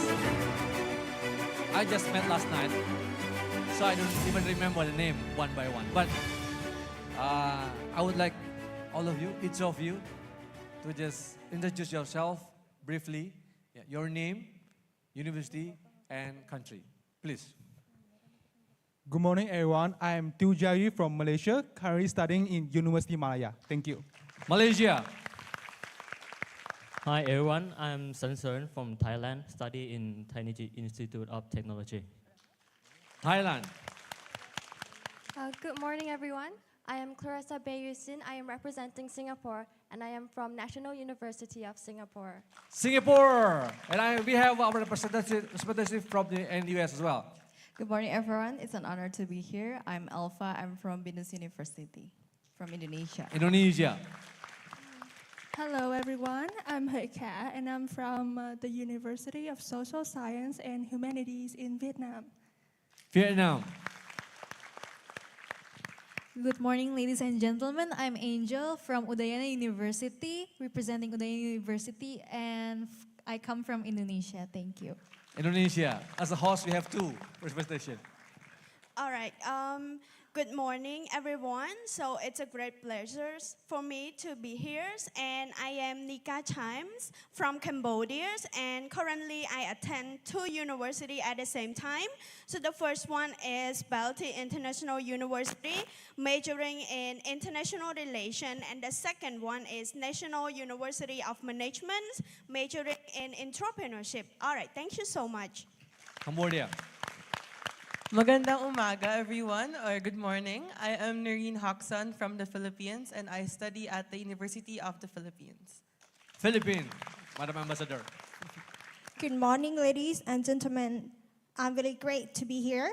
My name is Puna Pawan from Laos. I'm studying English teaching in Champasak University. Nice to meet you all. Laos. So please just come here and make a different part because we have a QR code here. Yeah, yes, spirited too. Okay, just ladies and gentlemen, we have a QR code later on here, please. Yeah. Yes, this is our QR code. So I invite again all of you to join us with all the young people here, the Kuta Pledge for Sustainable Future. And your name will appear there. If you agree, it's not binding anything. Yeah. So this is just try to commit. And it's like when you go back and okay, there's some memory. But among others, this is showing our commitment and our understanding to build the future, the sustainable future.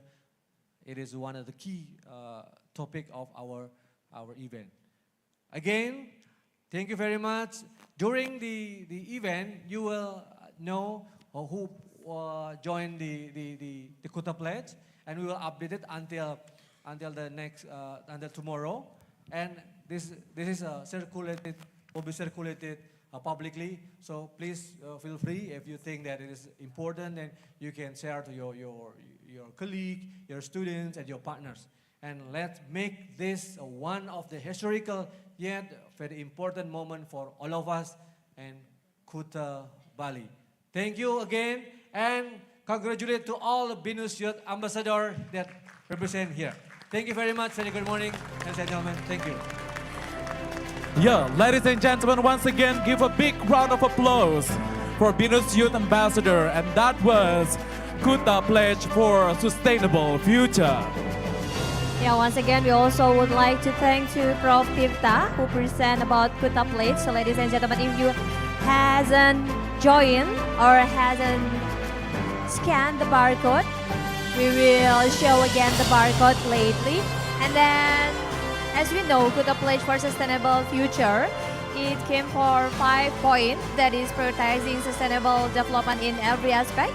And then, there's inclusivity and equity for all. And also promoting a circular economy through digital transformation. Youth empowerment as change agent. And also multi-stakeholder collaboration for sustainable development. You can fill the blank at the barcode that you have been scanned before, and then joining us for Kuta Pledge, because we have 5-point prioritization, not only on sustainable development in every aspect, but also in inclusivity, equality, and then circular economy, youth empowerment, and also multi-stakeholder collaboration. Yes, and it's very comprehensive 5 pillars. All right, ladies and gentlemen, now let us move on to the moderated sessions of our keynote speeches. And now to moderate the sessions, we are pleased to invite the Dean of BINUS ASO School of Engineering from BINUS University. Ladies and gentlemen, please join me in giving a big round of applause for Professor Fregianto Gunawan.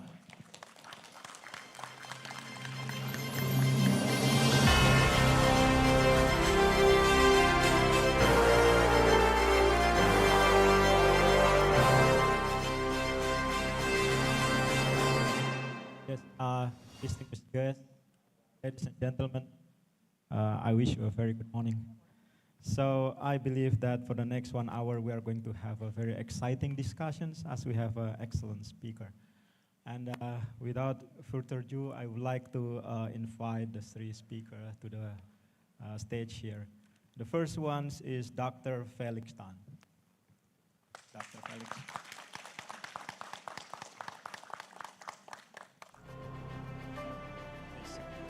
And the next one is Associate Professor Dr. Manmeet Mahinderjit Singh.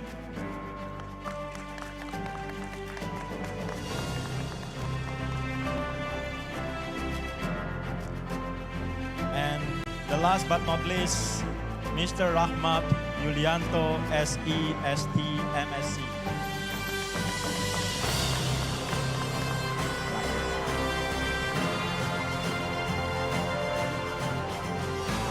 So, please be seated. Yeah, before we start these sessions, please allow me to read a brief CV of each individual. And let me start with the first keynote speaker, Dr. Felix Tan. He is Associate Dean and Associate Professor of Information System, University of New South Wales, Sydney Business School, Australia. Yeah. And the second one is Associate Professor Dr. Manmeet Mahinderjit Singh, Program Managers, Research Ecosystem Development, and Innovation Schools, Computer Science, University Science of Malaysia. And the final one is Mr. Rahmat Yulianto, SE, ST, MSc, Director of Investment Promotion Development, Ministry of Investment, Indonesia Investment Coordinating Board. So for the next 60 minutes, we are going to divide it into 4 parts, each 15 minutes. And the first will be given to the first keynote speaker, after that followed by the next, and finally the last one. So each got 15 minutes. Hopefully it's enough for you, sir. At the end, we are going to have the remaining time for the question and answer. And at that time, you have the opportunity to raise question. And in that case, just raise your hand. Committee will approach you and provide you microphones. Please inform us which speaker you like to address for your questions. And please briefly summarize your questions. Okay, so without further delay, let's start with the first one. Dr. Felix Tan, the time is yours. Thank you very much for the very kind introduction, Mr. Santoso, Professor Tita, Ambassador Gina, and distinguished fellow keynote speakers, and also distinguished ladies and gentlemen. Thank you very much for the opportunity to be here this morning and share with you some of the work that my colleagues and I at UNSW embark on, or rather do, in digital transformation, and also just share with you some of the research that I've been doing in this part of the world around this particular topic. When I was invited to share my thoughts about digital transformation in Asia-Pacific, on one hand, I'm very, very happy because this has been an area of interest and research area of mine for the last 2 decades. And I've had the great opportunity to work with government, with industry, many industry partners, and also many collaborators across the Asia-Pacific region on this particular topic. I actually delivered this same talk as I'm doing right now in South Korea a couple of months ago with the other associate deans and deans of business schools in this region. So I can assure you that this topic that I'm speaking about is quite topical, I should say. So I have a set of slides here. At UNSW, we are committed, obviously, to world-class research. We're committed to quality education, and we're also committed to nurturing the next generation of thought leaders. We also, obviously, ourselves are very keen on promoting deep knowledge exchange through some of the work that we do at the university. And I'm obviously very glad to hear about all of the fantastic high-level initiatives that BINUS University, IPB, and other government agencies have been working on. It's fantastic to hear. And similarly at UNSW, we have, obviously I don't have a lot of time, we're not going to all of these initiatives, but deep dive into, I guess, a project around digital transformation that hopefully demonstrates the accelerated speed of digital transformation that's driving economy in this part of the world. So my talk is just going to consist, over the next hopefully 10 minutes or so, it's just going to consist of 3 parts. First, I'm just going to qualify what digital transformation means in this part of the world with just some examples. Then I'm going to present a digitally enabled social phenomenon, so a little bit lighter note, and a piece of research that I've been doing over the past 10 years with my South Korean counterparts that has huge implications for this part of the world. And hopefully from there we can have some lessons learned and hopefully talk about some potential opportunities for industry and university collaboration. So that's going to be sort of my conversation. So qualifying digital transformation first. Well, I think a couple of keynote speakers previously have already mentioned that digital transformation is about the adoption of technology. But the adoption of technology must be driven by a purpose, must be driven by problem statements, must be driven by challenges. And it's great that in 2015, the SDG goals gave us a roadmap about how do we identify problems that are of relevance to communities and societies and businesses around our region. So of the 17 SDG goals, most of the work that I've been involved with is focusing on 3, 4, 8, 9, and 10. So it's mainly around creating sustainable smart cities, it's making sure that communities have good well-being and good health and all of that. So I'm going to share again a little bit piece about the research later on. But every digital transformation comes with intended and unintended consequences for the stakeholders in the ecosystem that drives the digital transformation. So that's a very important point that I want to make here. We have to make sure that every adoption of digital technology has to be for the good of the people, but also be prepared to anticipate and also to react and also respond to the unanticipated consequences. With the rise of emergent technologies like artificial intelligence, machine learning, blockchain, so on and so forth, there's every opportunity to do bad as well as opportunity to do good. So it must involve collaboration across government, industry, policymakers to make sure that the responsible use of technologies suffice. So on a little bit of lighter note, and I'm very glad that the segue to this was the introduction of the youth ambassadors, because the youth in the room will probably understand this phenomena a little bit more. If we go back to the previous slide, so the phenomena I'm going to talk about that I've been working on over the last 10 years is, as I said, with my South Korean counterparts. And it speaks to a digitally enabled wave that's been sweeping across ASEAN. And interestingly, the wave is called the Korean wave. So it's the growth of Korean cultural content globally and in this part of the world.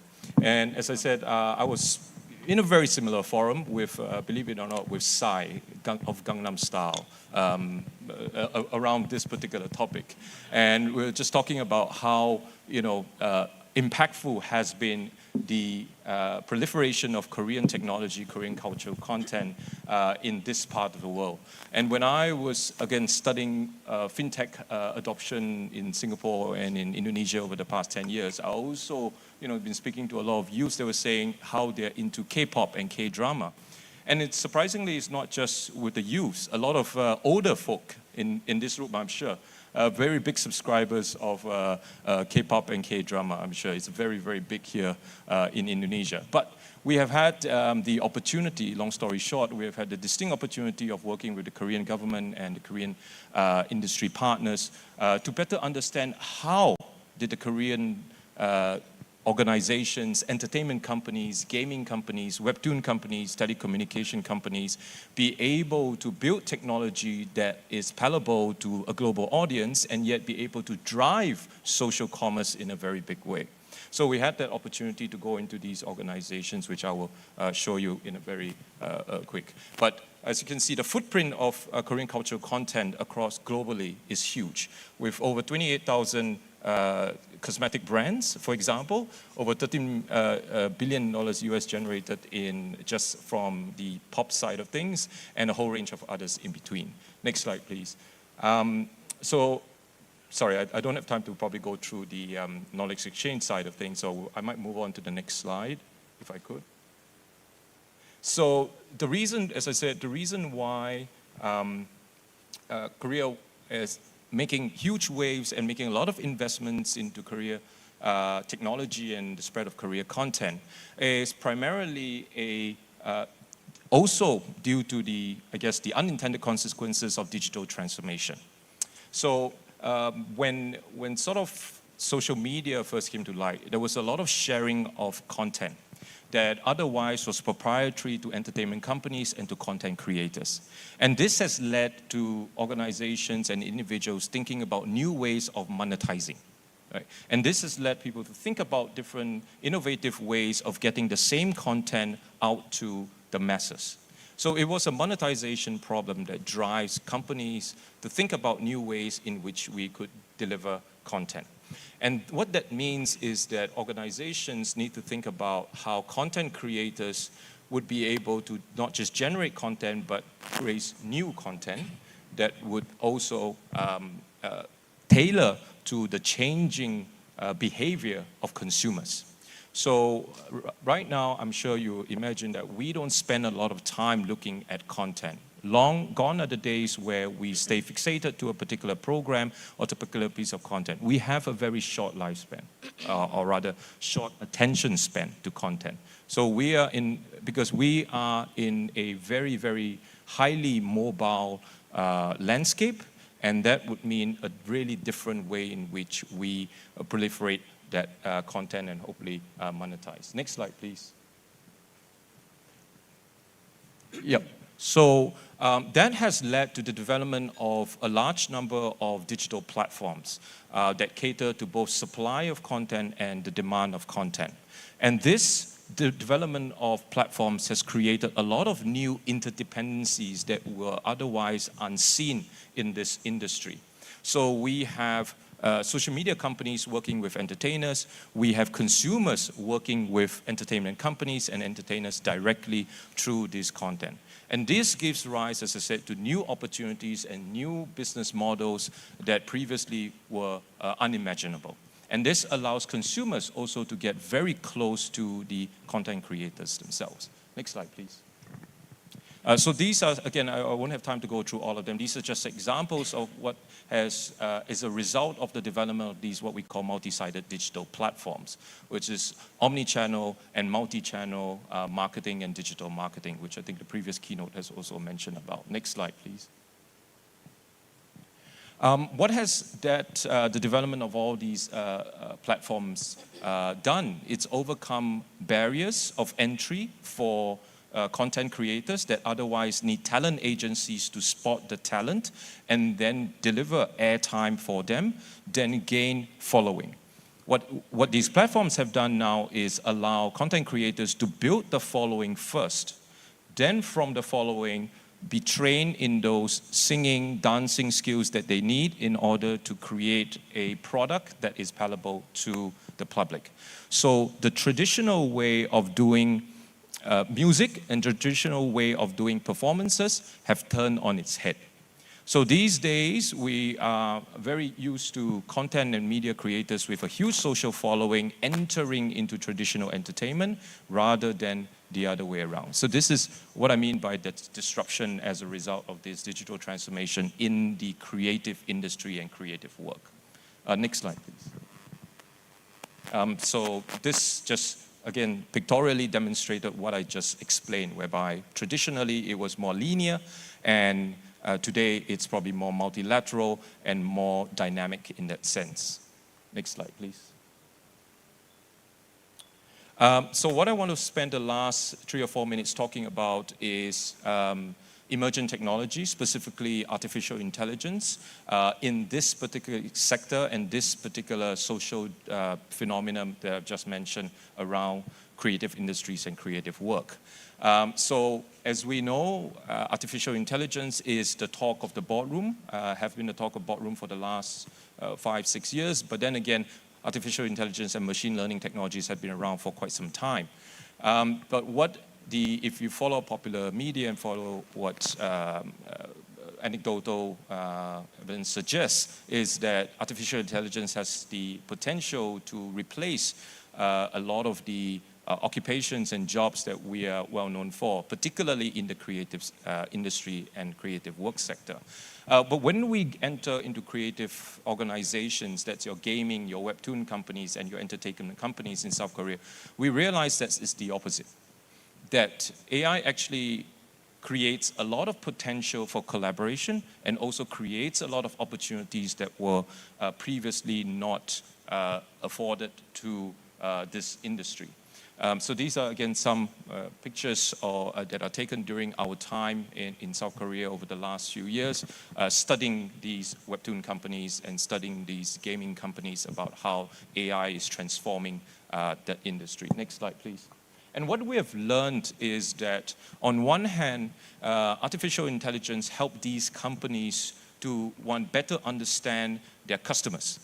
So this is very visible in the development of chatbots and the development of recommender systems to mobile gamers of what their next purchase item might be, what their game item might be, what the character that they're engaging might be, and how do they engage with elements of games.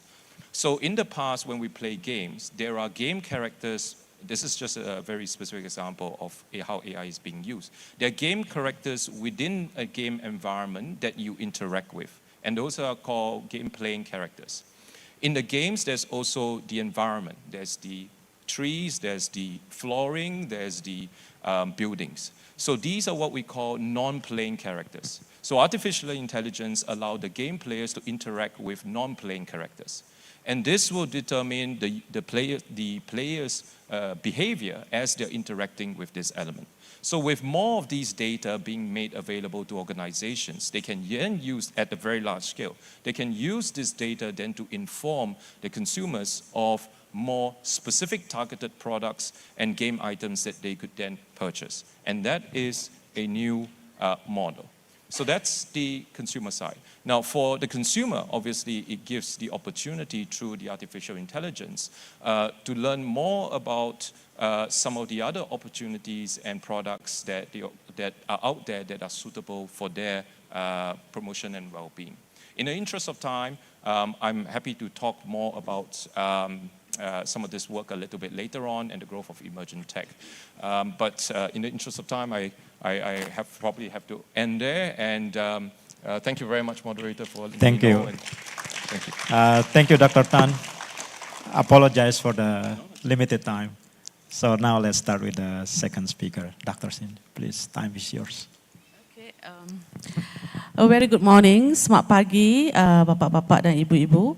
My name is Manmeet, and today I'm going to talk about an interesting topic that is on cybersecurity and sustainability for Asian countries and its future.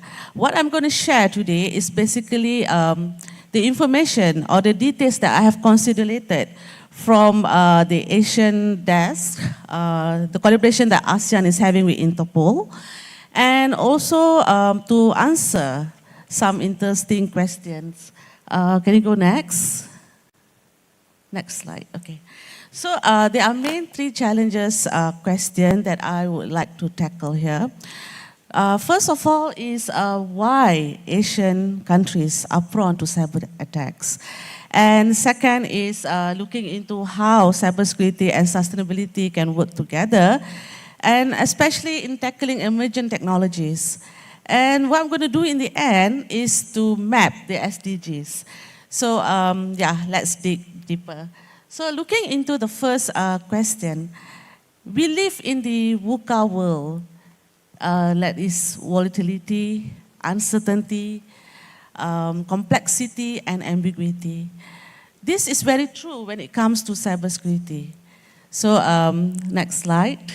So if you see, when you talk about cybersecurity, nothing is certain. It's dynamic, same as what we have gone through when we had COVID-19.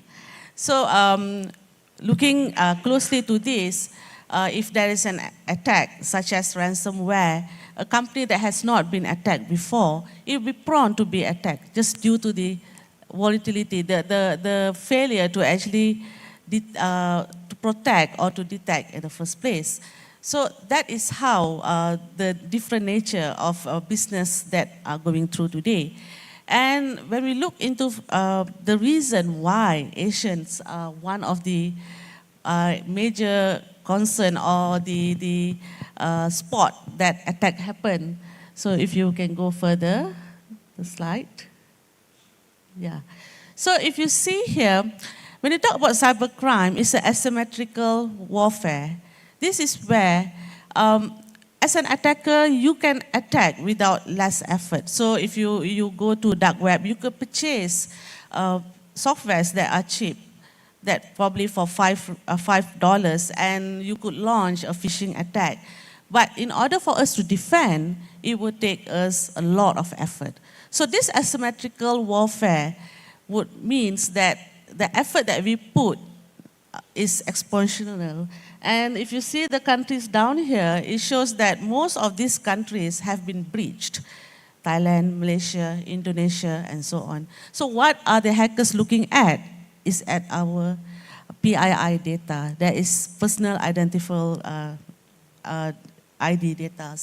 And most of the important thing is all the financial data as well. So if we are focusing here, we could see that there is almost 600% increase of cyber attacks since COVID-19. And looking into why this happened, so that will go to the next slide that we have. So first reason that why cybercrime happened is, of course, the digitalization. There's a lot of improvement or exposure that smartphones have brought to life. That means if you see certain countries like Vietnam, for example, each of the youngsters are having 2 handphones. And what does this say? The more smartphones or the more Internet of Things devices that you have, the attack surface increased. So this is just an example of digitalization has. The second is, of course, the different maturity of cybersecurity. So if you go further on the slides, yes. Okay, so because I would like all the audience to have a look into why this is important. So different countries are having different maturity stage. For example, certain countries like Singapore have legislation in terms of national and also international. So there are a lot of work that has been done compared to certain countries that is still just starting off. And sure do on the cybersecurity workforce that is still at the minimum stage. And when you go further, you could see that the third reason why cybersecurity happens or cyber threat happen in Asian countries is mainly due to to Asian countries being the hub of cybercrime. So why this happens is because Asian countries are basically gold pots. Here we have a lot of resources. The prices are reasonable, cheap, especially for hubs to be developed. So if you see, like, there was a mission that was actually a Tropicana mission in Malaysia, which were led by MCMC and also the UK police, in which they were able to raid some hubs of scamming that was actually handled there. So looking into all this, we will come to a most important detail that is on the cybersecurity and sustainability. So if you look into sustainability, so what is sustainability? Sustainability is more towards the resources. So if we are actually looking into the resources, we could see that in cybersecurity, when we are able to manage these resources successfully, prioritizing what is important and what is not, and also solving cyber threat. So that is sustainability in cybersecurity. But is that all? So if the slide would just go further, probably the moderator. Okay, so I've done this. Yes. Okay, so this is certain data that is already together with that digitalization. So I think I can skip this. So just go to the cybersecurity and sustainability. All right. Further. Yes. Okay. Yeah, so when you talk about sustainability, one important thing is we are dealing with emerging technologies. So emerging technologies, when you talk about technology, like what Felix had mentioned earlier, it is a double-edged sword. So any technology such as Internet of Things, big data, and so on, it has opportunities but also threat. For example, like for advanced persistent threat that happens on all this PII data. This is one of the cases that how it attacked the Singapore health database. So just due to phishing attack, and this is the consequences of data being breached. And if you go next, you could see that ransomware is another threat that is actually attacking most of the countries. And of course, I believe that we are not doing very well in ransomware. So if you are looking into the sustainability, there are few things that we can do. First of all, if you go to the university students and researchers, what we need to look at right now is ESG triad. So the ESG triad here is beyond the CIA that we put in, but we need to actually look into certain modules, certain characters such as reliability, architecture, resiliency, and also to look into the safety component, the accuracy of the data. So just for example, if we are actually dealing with Internet of Things systems, we need to actually ensure that the data we collect is accurate. It also, the device that we use is also reliable. And there is also an architecture that we can use, such as security by default, to ensure each layer is protected. And finally, there is some sort of resiliency plan, which include backup, for example. So when we look into this type of sustainability, that means we are actually focusing on SDG 3 and SDG 9. So this simply says to us that we need to protect our system better. The next will look into how we can actually save our production. That means the environment. So this is an interesting bit in which there's almost 54 million of laptops or all handphones that are not being recycled. So if you see right now, there's a lot of resources that are wasted. And what happened, it will actually be an issue to the human health. So as a result, we need to actually manage our resources better. And finally, due to the time limit, of course, I could see the moderator looking at me. So You have 5 more minutes, okay, no worry. Sure, okay. So finally, in terms of the collaboration with Asian countries, so if you see that as partners of Asian countries, there are a lot of legislation and also collaboration that have been done. Since 1976, when Asian was developed, there's, of course, their work, but when it comes to 2004, when the cybersecurity was coming into the beginning part, so you could see that Asian countries glued together to get this collaboration and partnership going. And of course, I believe that all of us know that we have CERT. So CERT is a sharing platform where all the Asian countries are able to share any cyber threats or cyber attack that happen. So all these cases are those that are reported.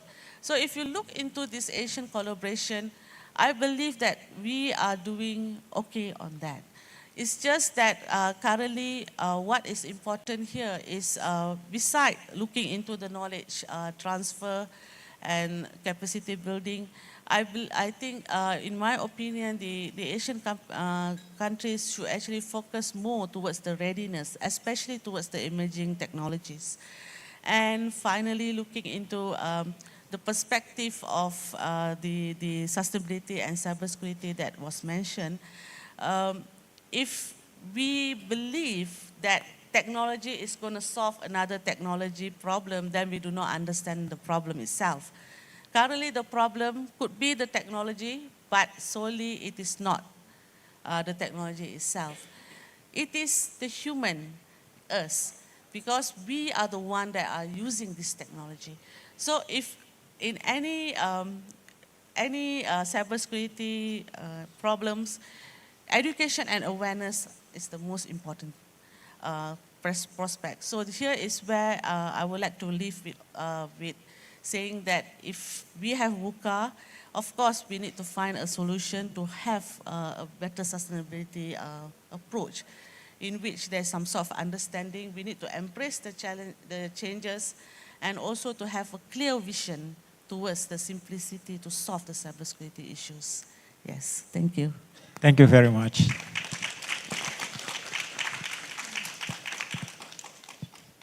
So for the next keynote speaker is Mr. Rahmat Yulianto. Your time is yours. Yes, thank you. Distinguished guests, Her Excellency Gina Jamborori from the Embassy of Philippines, also Pak Stephen, Pak Tita. I think this platform of discussion in industry and universities also involving government is a correct platform. And I think this is not the time for me to teach all the teachers here in the room. So I'm here to listen to both from industries and for universities on how the government can facilitate more innovations, because I think innovations will also encourage investment coming to Indonesia. Because first, let me introduce ourselves also.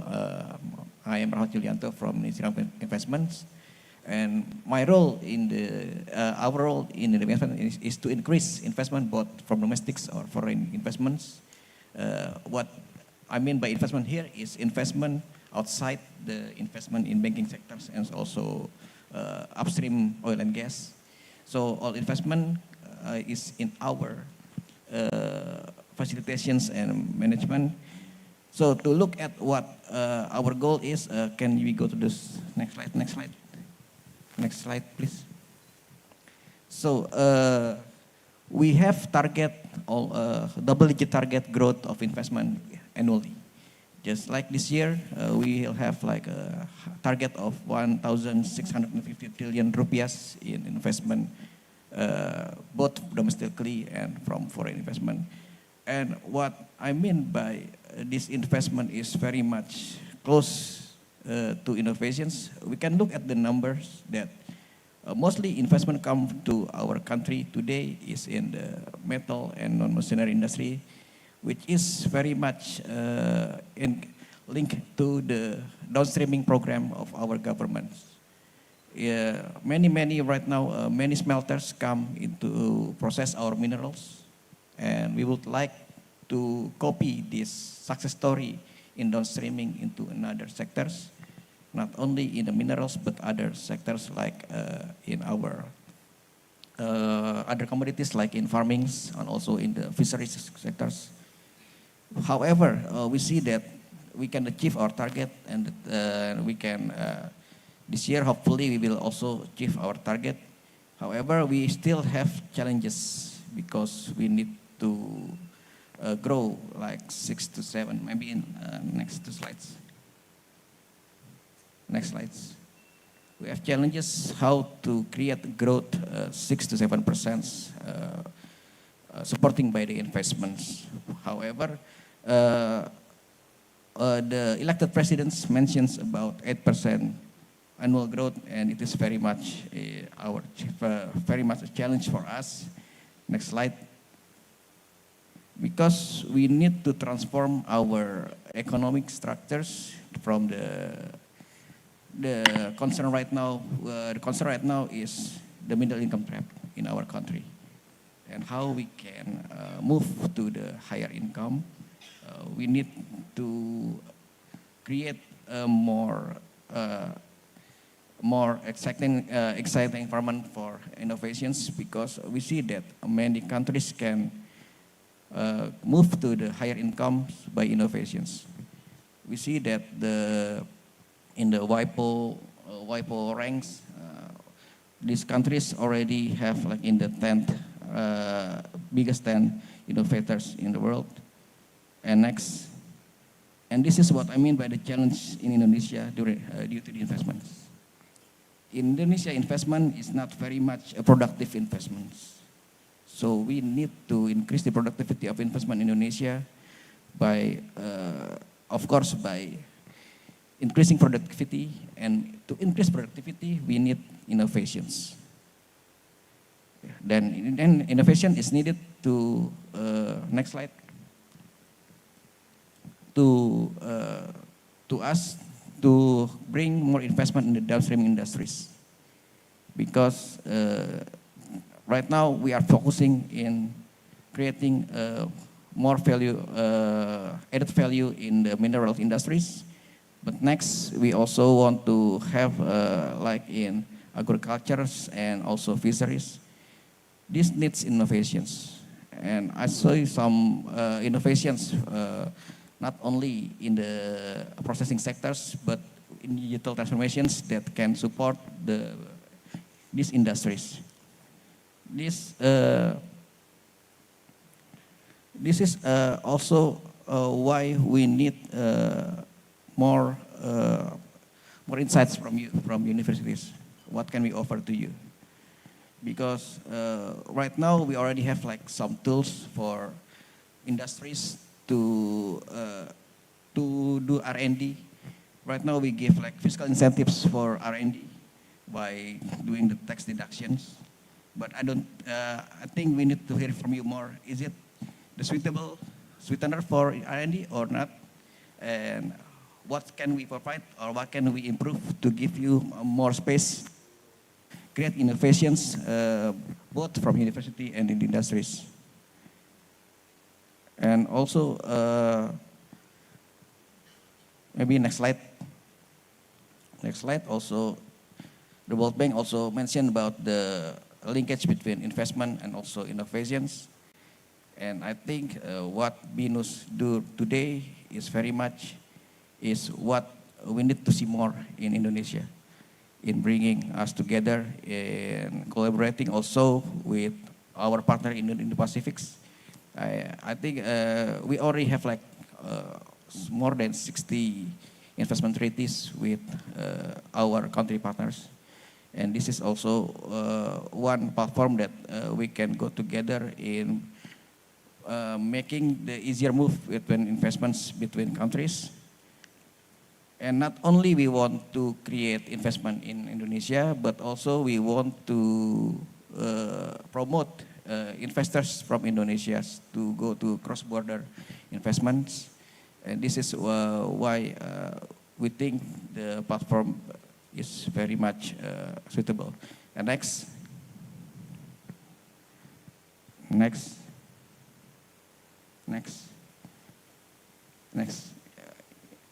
Yes, so,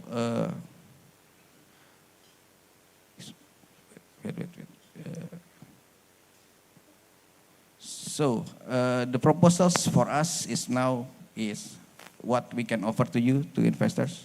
Right now, the investors come to Indonesia is looking at our market. And I think we have to change that from the market, but to our strengths, which is our people.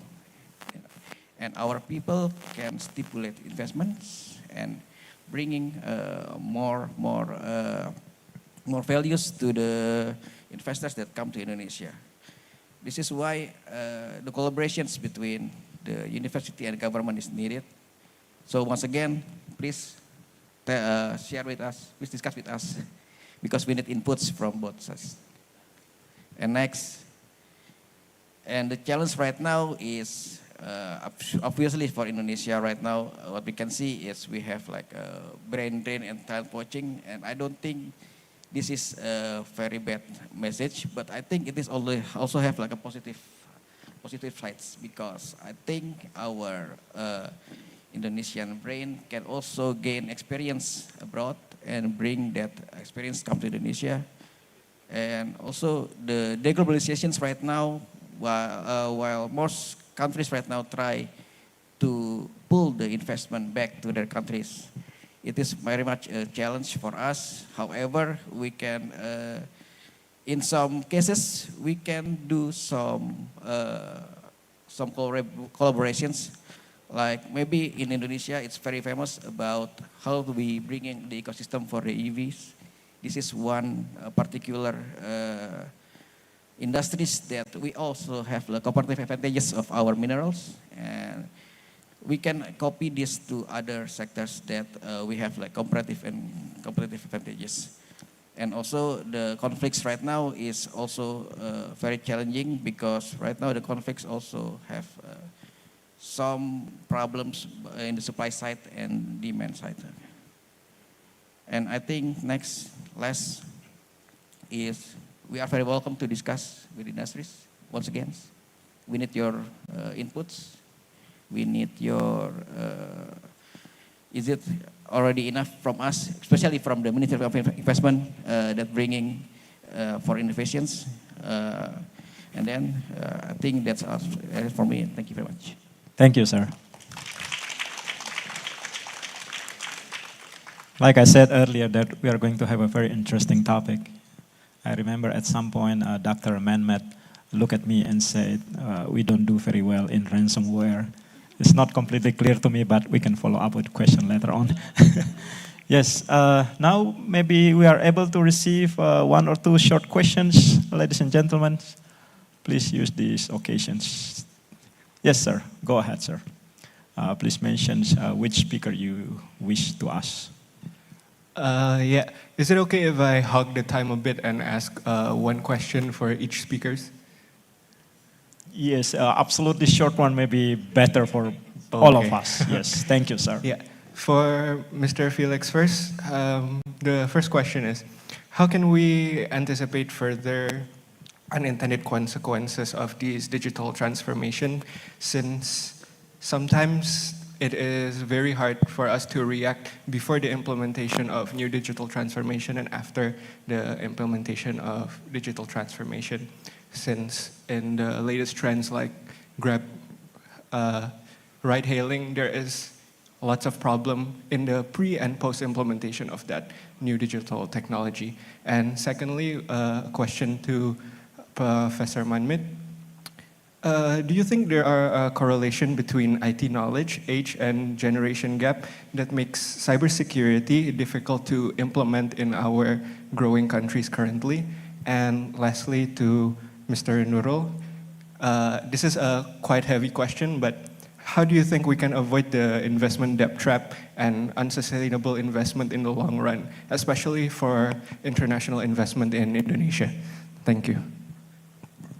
Please go ahead. Yep. Thank you very much for the question. And you're absolutely right. Every emergent technology brings about a certain degree of disruption to what the community is used to.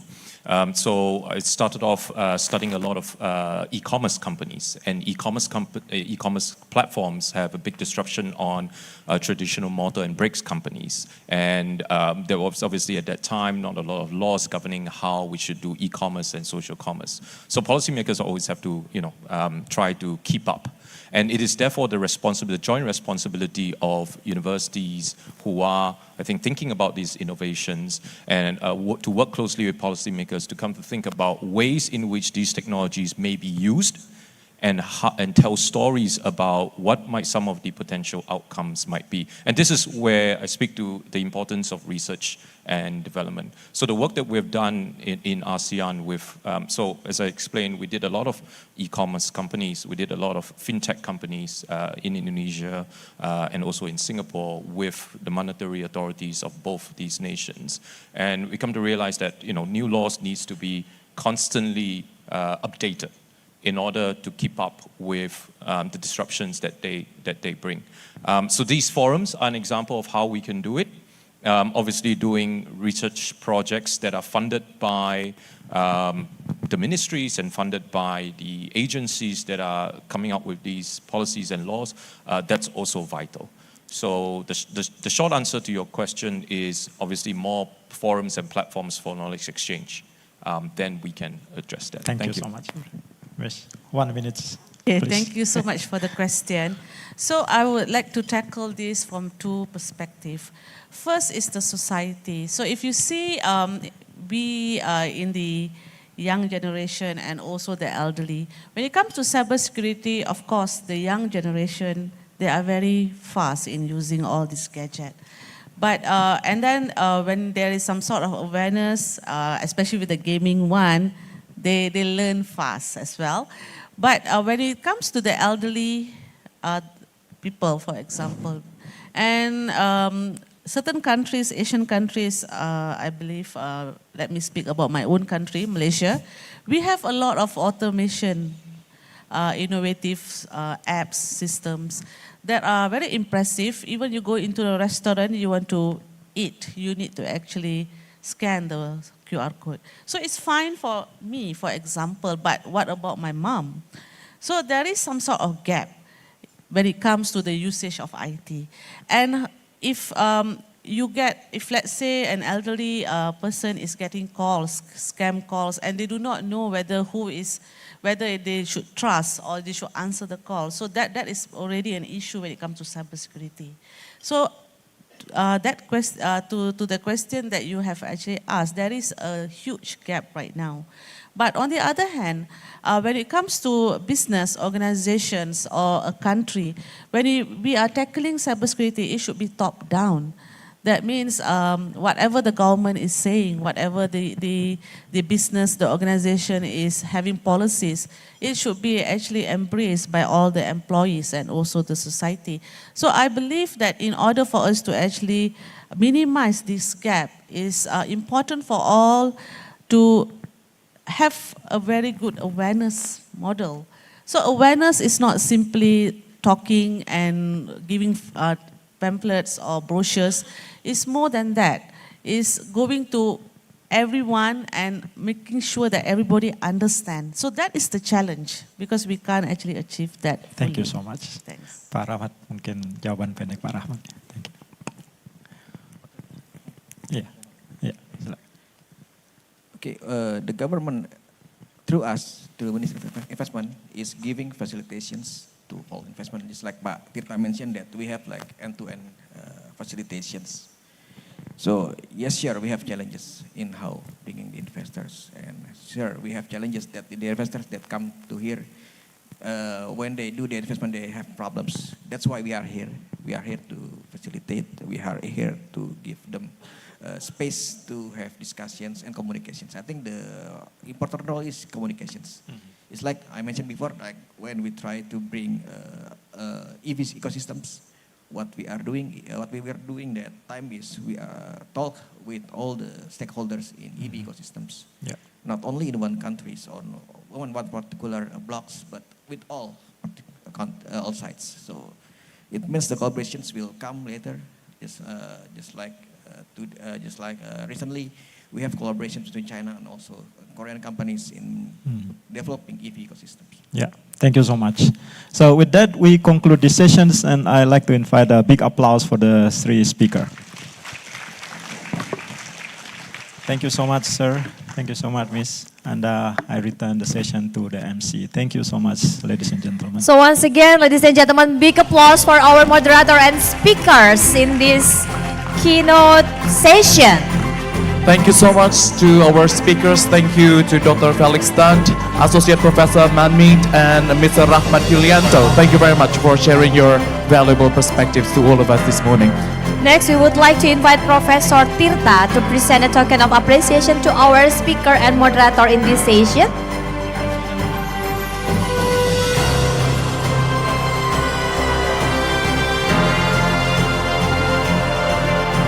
First, we will give to Pak Felix.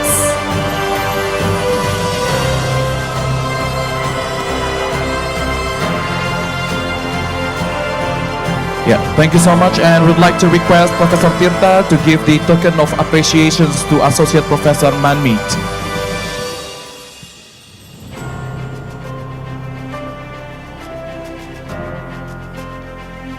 Last, we will continue to give the memento to Mr. Rahmat Yulianto. Yeah, his college in BKPM. Okay, a moment for photo session. Pak Tirta in the middle of the speaker and moderator, please. Okay, thank you. 1, 2, 3. Sekali lagi. 1, 2, 3. Baik, terima kasih Bapak Ibu sekalian. Once again applause Bapak Ibu to speakers and moderator in keynote session, especially for this panel session. Thank you very much once again to Professor Fergianto Gunawan as the moderator and to our keynote speakers, Dr. Felix Tan, Associate Professor Manmeet, and Mr. Rahmat Yulianto. And of course, thank you very much for Professor Tirta for handing over the token of appreciation. Yeah, hopefully all of you participants in this event have or got a lot of insightful perspective from our speakers in this keynote panel session. All right. And now, ladies and gentlemen, we know that you may have package or waiting for the lunch, but don't worry, as your appetizer and of course as a token of appreciations to your continued engagement throughout this opening ceremony, we would love to give you a special dance performance. And it is about Tari Cendrawasih that will be performed by the talented students of Universitas Ngurah Rai. So ladies and gentlemen, here they are, Tari Cendrawasih.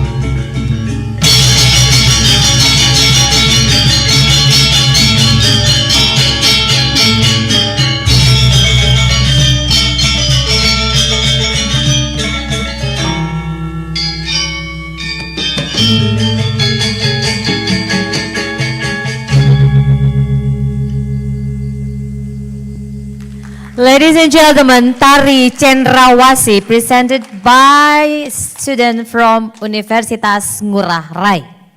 Ladies and gentlemen, that concludes the opening ceremony of BINUS Indo-Pacific Forum 2024. And we would like to express our heartfelt gratitude for your presence and for your continued engagement throughout this ceremony.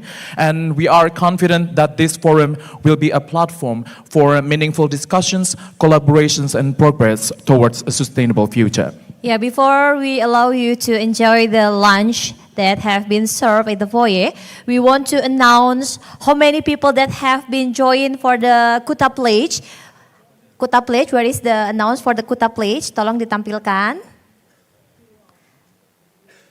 Okay, there were 139. Big applause, ladies and gentlemen. Thank you for the participant from 9 countries. 9 countries. Yeah, that have been joined for the Kuta Pledge. And for all of the participants who haven't joined the Kuta Pledge, we will show the barcode again.